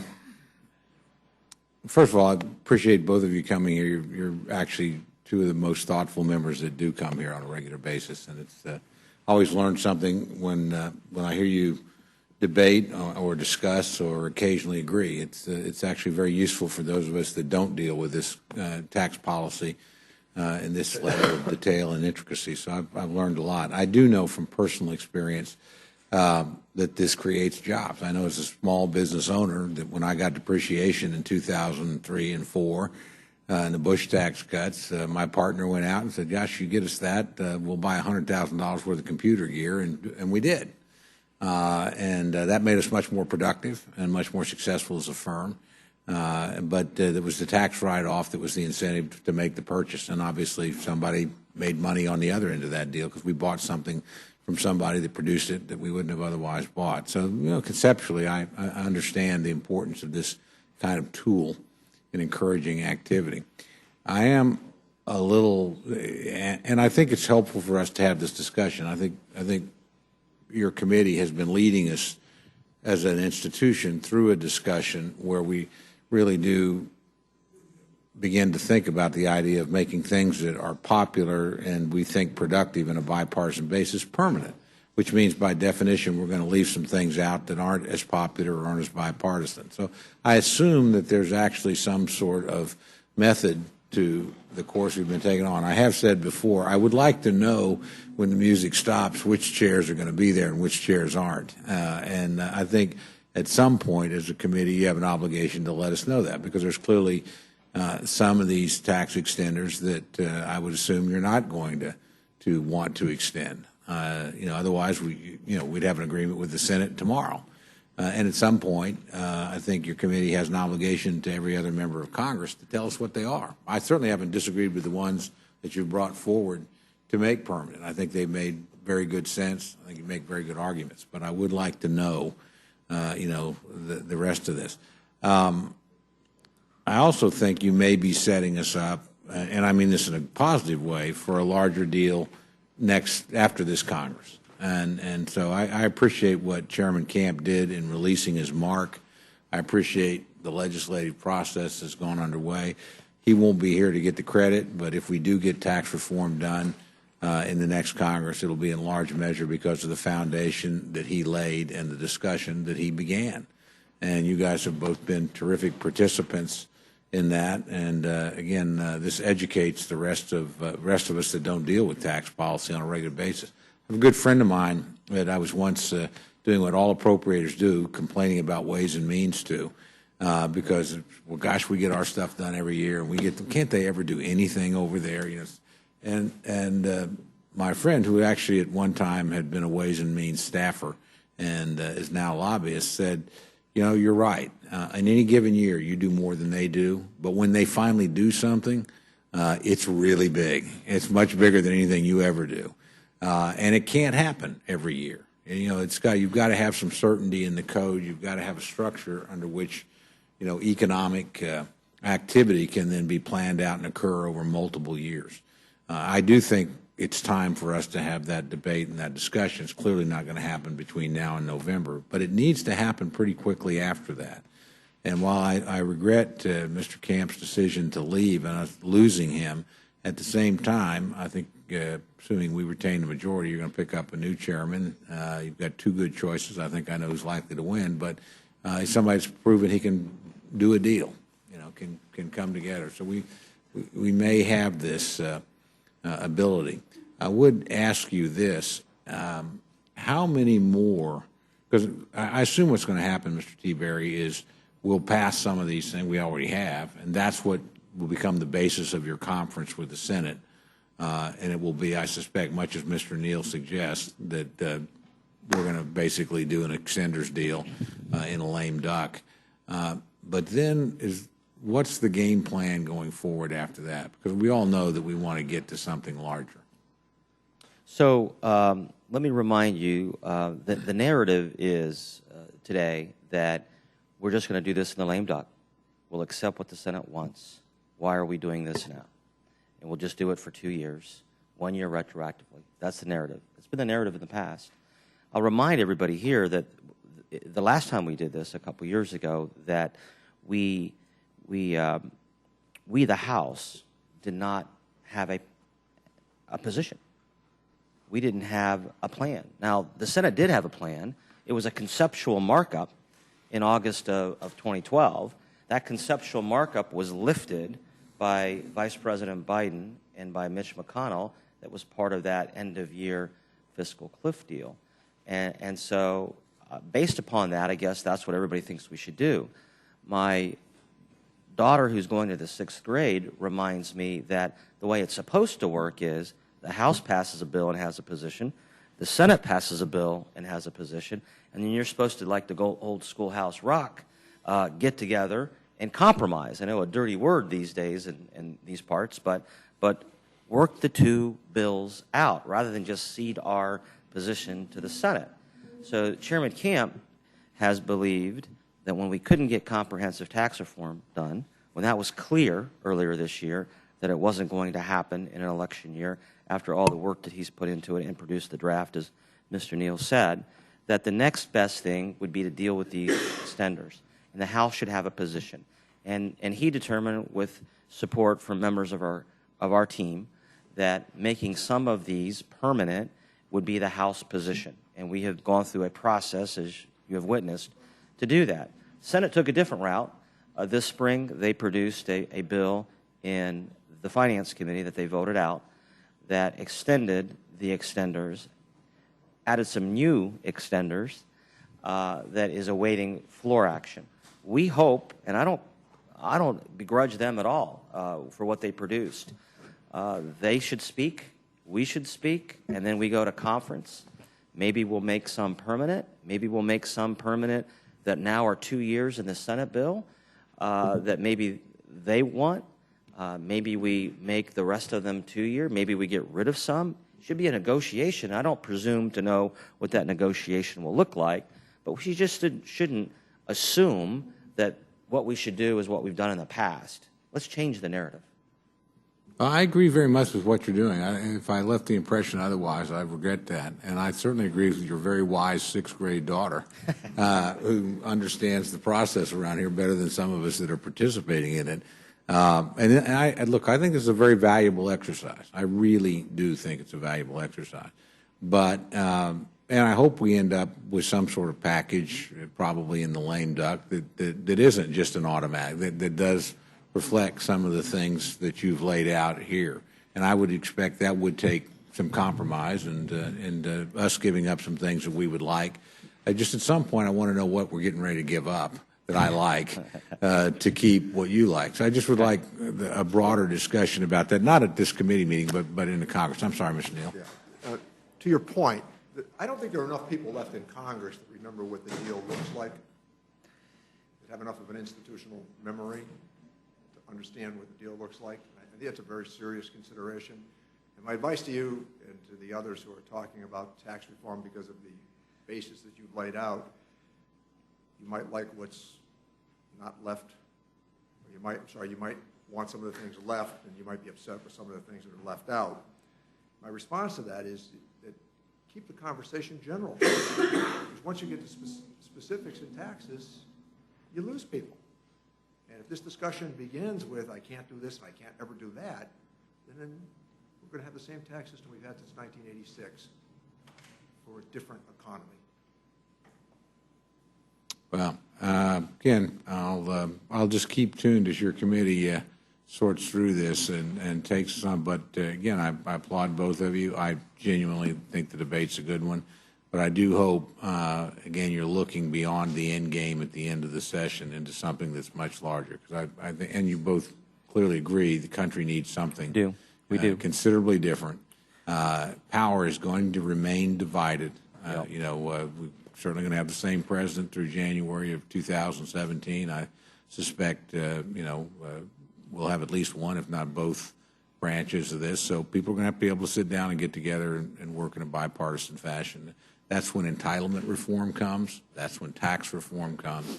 And we actually, I would argue, have a pretty good chance to do those things in the next 2 years if the personal politics don't destroy it, because the division of power is such that each side will have to give something up, and each side has a veto effectively over whether or not we're going to go ahead. So, what Chairman Camp would argue is that you can't do it from just one body.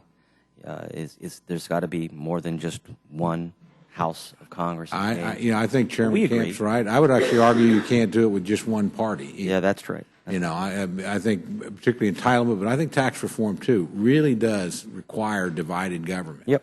And we're going to have it probably for a couple of years here. So I just hope we make use of it to come to something that's really large, that's really major, that's really substantial, and that is effectively bipartisan, because it'll have to be. Won't get through both houses and pass the president if it's not. I'll speak for Mr. Will. We both agree that tax reform is long overdue, and we both agree that the Ways and Means Committee doesn't do earmarking, just the Appropriations Committee does. I wish we did. And by the way, yes, you do. We do them in millions. You do them in billions. Yeah, that's. The summation is more correct. We were trying to end on an uplifting note of agreement, but I can revert right back to my appropriators' normal attitude toward Ways and Means. And some days you guys will even learn how to cut spending. I mean, it'll be amazing, but someday you'll do it. They call them tax expenditures. Anyway, yield back. Thank you. As acting chairman, I intend to recognize everyone from now on for 2 minutes. I do have that power, don't I? Yeah. I don't have that power, do I? Damn it. All right. Representative Hastings, you are recognized. Thank you very much. For 2 minutes. And after that, it's... Thank you very much, Mr. See, Acting now Mr. Chair. Sessions comes back in here as soon as I try to do that. You're using up my 2 minutes.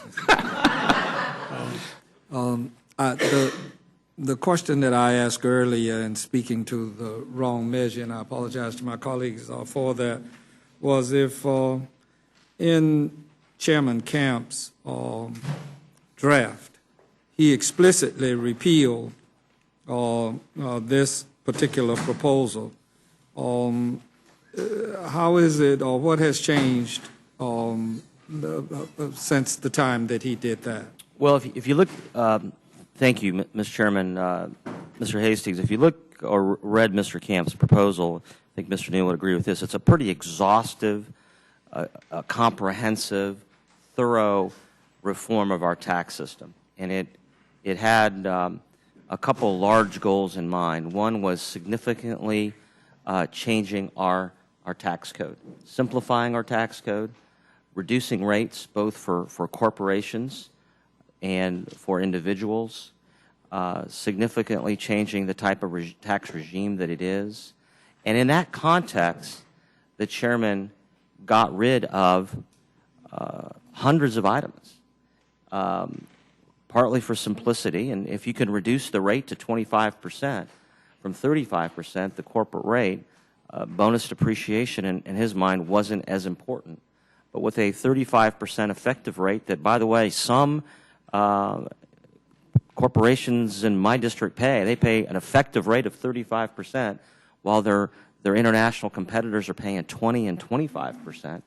That leads to some inverting. Something that was talked about earlier. Corporate headquarters leaving, jobs leaving and going overseas. And so bonus depreciation and making it permanent today is because we have an existing tax code that is anti-growth, high rates. We have an economy that's still struggling, has gotten better, but still struggling.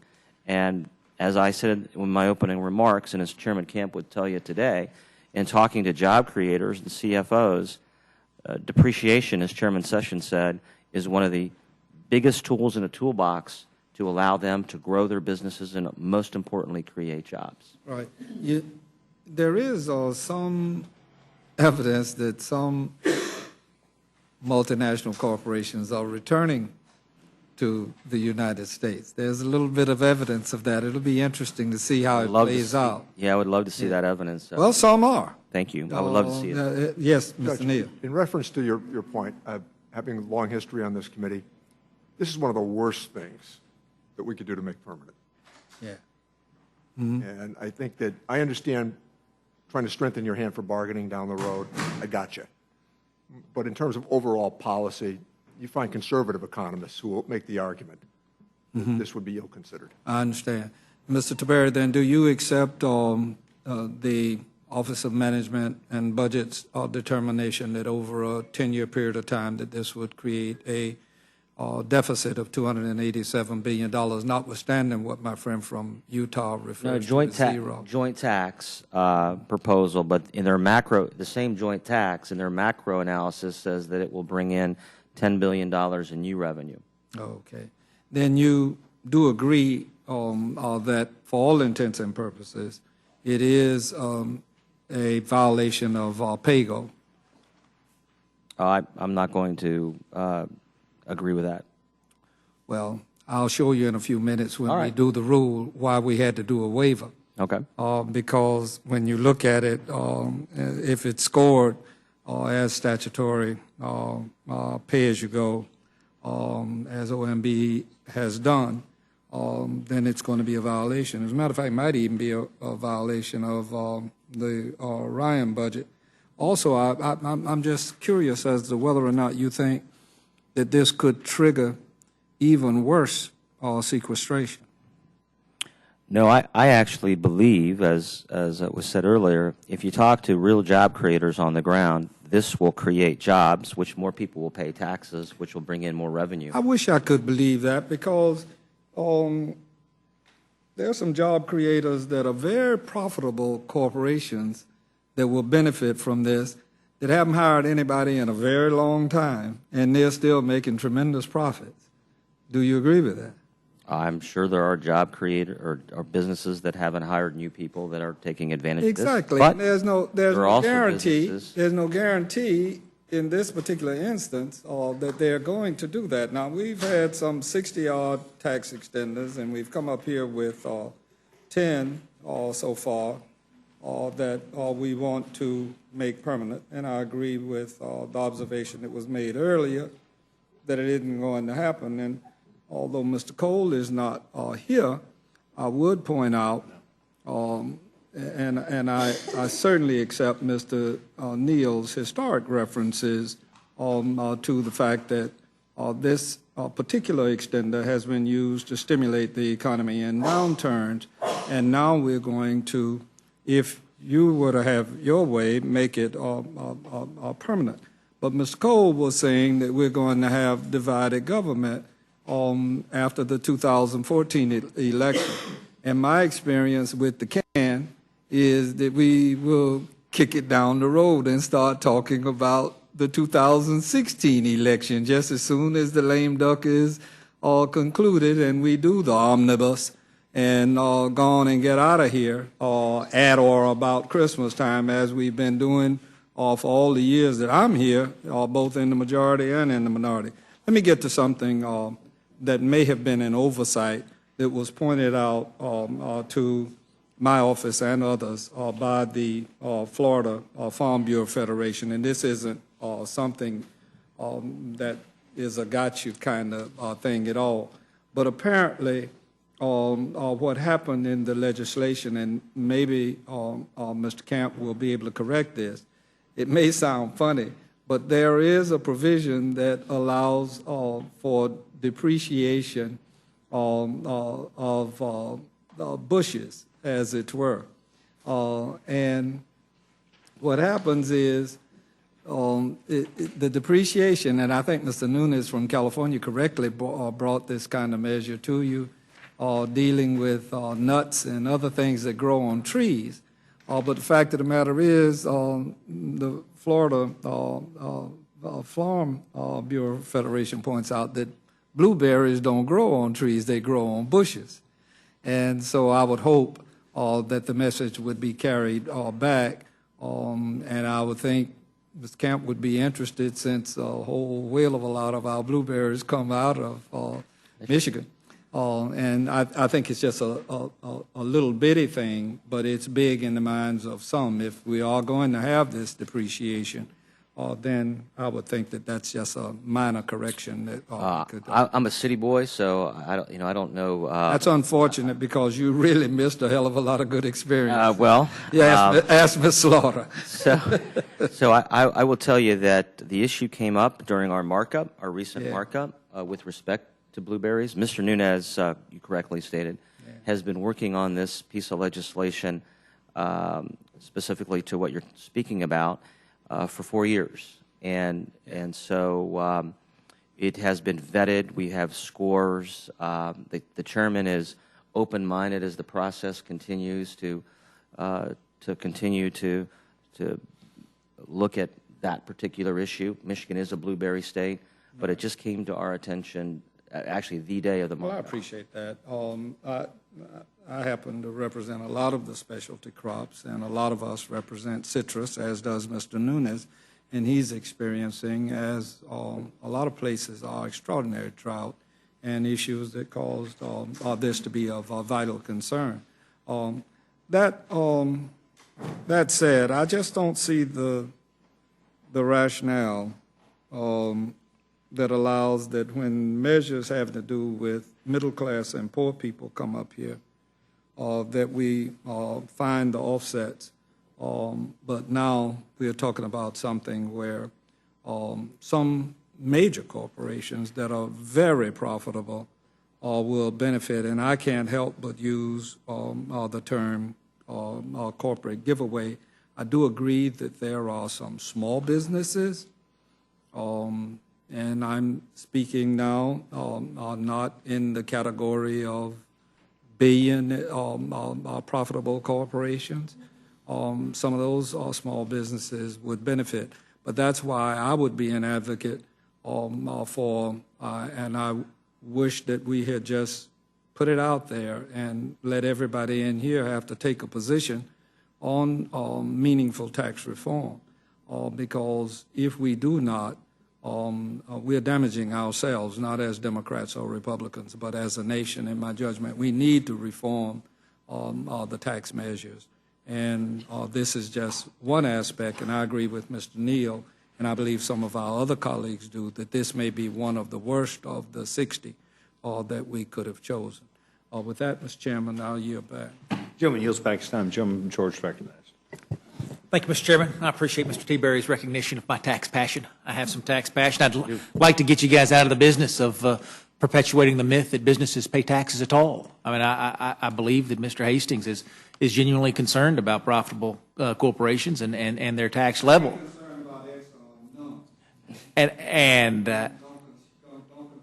I don't mean concerned about their well-being. I mean concerned about their tax level. But what you and I know, what all of us know, is that consumers can pay taxes. They can be in the prices. Employees can pay taxes. It can come out of salary. Owners of capital can pay taxes, but businesses cannot pay taxes. They can just collect taxes from one of those other three entities. And if we want to tax holders of capital, let's tax holders of capital. If we want to tax consumers, let's tax consumers. If we want to tax employees, let's tax employees. But let's end this myth that somehow the American economy is advantaged when we continue the highest corporate tax rate in the world. I don't want dirtier water. I do not want lower wages. I desperately want a lower corporate tax rate to help expand jobs. Tell me this, Mr. Neal. You made two compelling points. You made one compelling point about the lunacy of trying to conduct tax policy 1 year at the time, or in some cases less than 1 year at the time, as you deal retroactively. That good business decisions require certainty. I thought that was a compelling case. You also made a compelling case that in the case of bonus depreciation, we should have no certainty. It should absolutely be a temporary measure that should continue as long as certain economic conditions are in play, but that folks would not know how long it would last nor when it would return.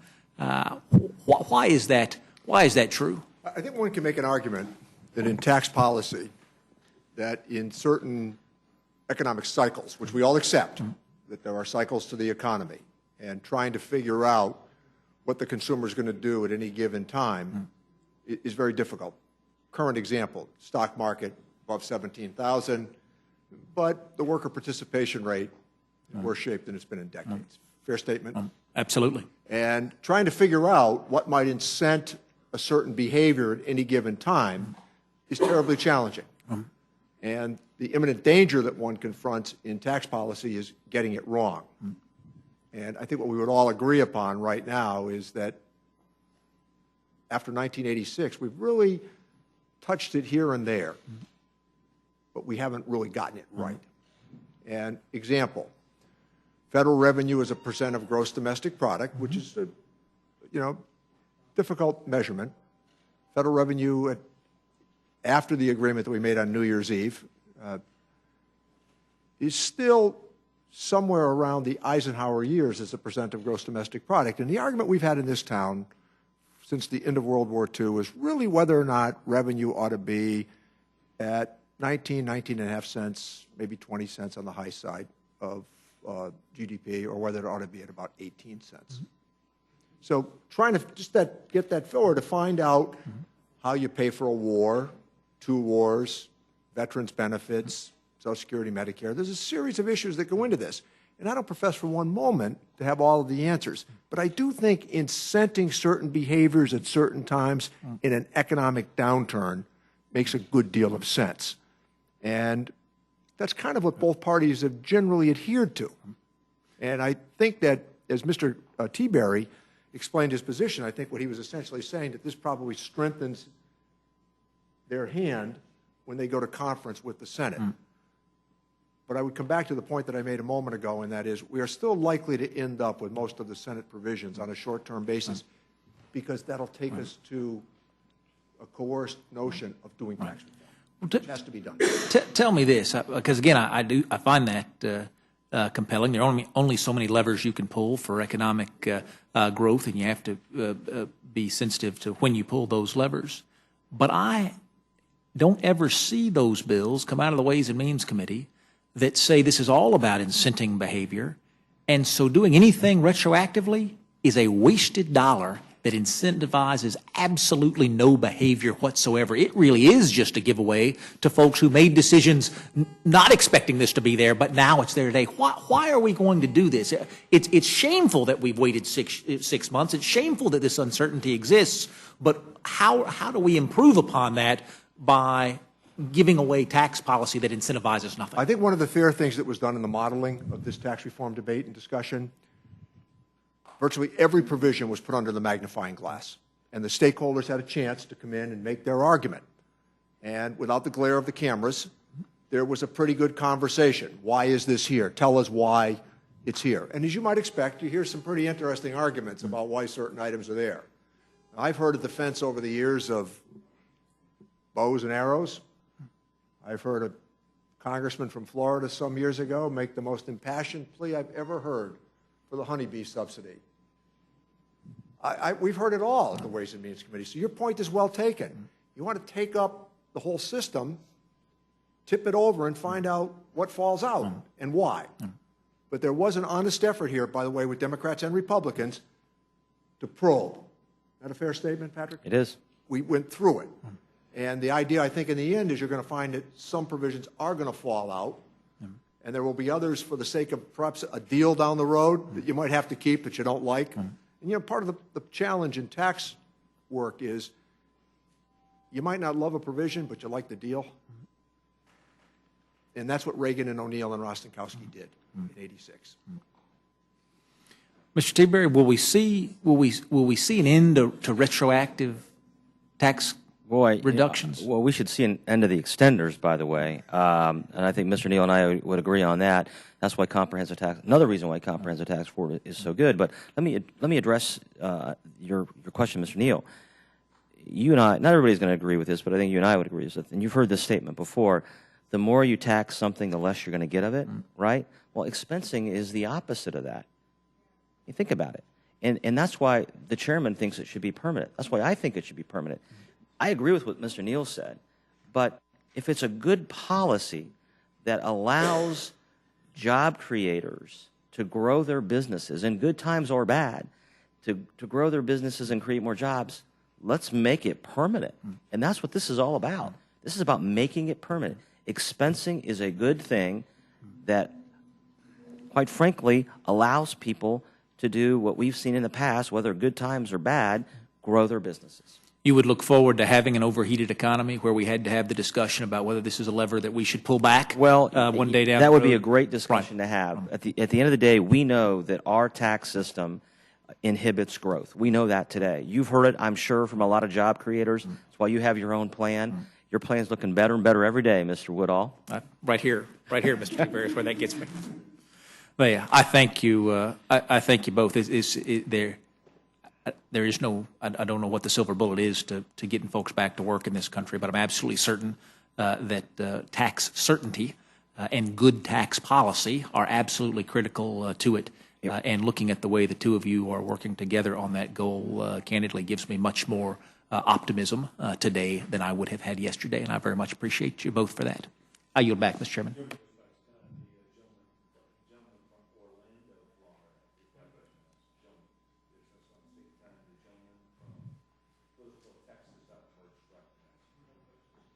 The gentleman does not seek time. I want to thank both of you.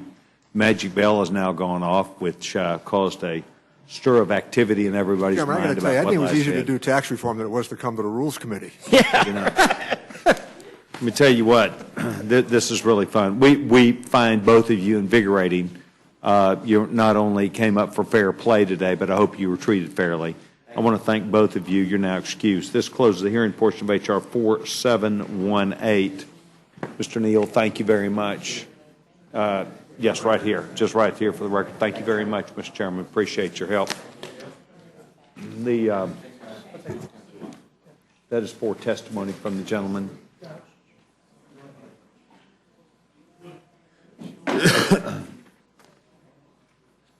The committee staff is now passing out the motion.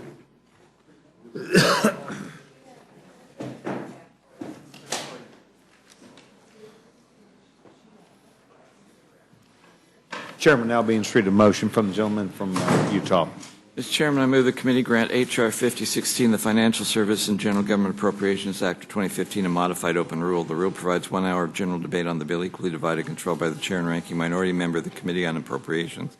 The rule waives all points of orders against the consideration of this bill. The rule waives points of orders against provisions in the bill for failure to comply with Clause 2 or Clause 5A of Rule 21, except for Section 627. The rule provides that after general debate, the rule should be considered for amendments under the 5-minute rule. During consideration of the bill for amendments, 1, the amendment shall be debatable for 10 minutes, equally divided, controlled by the proponent and opponent, and shall meet and shall not be subject to amendment. And 2, no pro forma amendment shall be in order except that the chair and ranking minority member of the Committee on Appropriations or the respective designees may offer up to 10 pro forma amendments each at any point of the purpose of debate. The rule authorizes the chair to record priority and recognition to members who pre-printed their amendments in the congressional record. The rule provides one motion to recommit with or without instruction. Section 2 of the rule provides for the consideration of H.R. 4718 to amend the Internal Revenue Code of 1986 to modify and make permanent bonus depreciation under a closed rule. The rule provides 1 hour of debate equally divided, controlled by the chair and ranking minority member of the Committee on Ways and Means. The rule waives all points of orders against consideration of the bill. The rule provides that the amendment in the nature of substitute recommended by the committee. The Committee on Ways and Means, as modified by the amendment printed in the Rules Committee report, shall be considered as adopted, and the bill as amended shall be considered as read. The rule waives all points of orders against provisions in the bill as amended. Finally, the rule provides one motion to recommit with or without instructions. Mr. Chairman, I want to make sure that I said the rule provides the amendment in the nature of a substitute recommended by the committee. All right. With that, I so move. You have a motion by the gentleman from Utah, and I want to thank him very much. The committee is now open to discussion. Gentleman from Massachusetts. Mr. Chairman, I have a couple of amendments. First one, I have an amendment to the rule. I move the committee grant H.R. 4718 an open rule, as well as remove the modified time limit set on amendment debate for H.R. 5016. This completely open process will allow members to have a full and robust debate of their ideas on the House floor. And I would just say to my colleagues here that this represents the 63rd closed rule, and this is the most closed rules, I think, of any Congress in history. I think you broke that record with 61. So I urge my colleagues to vote yes on this amendment. Now, I heard the amendment by the gentleman from Massachusetts. Further discussion? Seeing none, the vote will now be on the amendment from the gentleman from Massachusetts. Those in favor signify by saying aye. Aye. Those opposed, no. No. Noes have it. Noes have it. The gentleman asks for a roll call vote. Ms. Fox? No. Ms. Fox? No. Mr. Bishop? Mr. Bishop? No. Mr. Cole? Mr. Cole? No. Mr. Woodall? Mr. Woodall? No. Mr. Nugent? Mr. Nugent? No. Mr. Webster? Mr. Webster? No. Ms. Ross-Leitonen? Mr. Burgess? Mr. Burgess? No. Ms. Slaughter? Aye. Ms. Slaughter? Aye. Mr. McGovern? Aye. Mr. McGovern? Aye. Mr. Hastings? Aye. Mr. Hastings? Aye. Mr. Polis? Mr. Chairman? No. Mr. Chairman? No. Clerk will report total. 3 yeas, 8 nays. The amendment's not agreed to. Further amendment or discussion, gentleman from Massachusetts recognized. Yeah, Mr. Chairman, I move to strike the waiver of Clause 2 of Rule 21 in the rule for H.R. 5016 for the sections that pertain to the District of Columbia and federal employee health benefits. These sections should be exposed to a point of order. And, Mr. Chairman, let me just say it is not appropriate to legislate on an appropriations bill, especially in the cases of women's health and the District of Columbia. We are not on the D.C. City Council, and it is not our place to dictate how the city spends its money or what health care a woman can and cannot receive.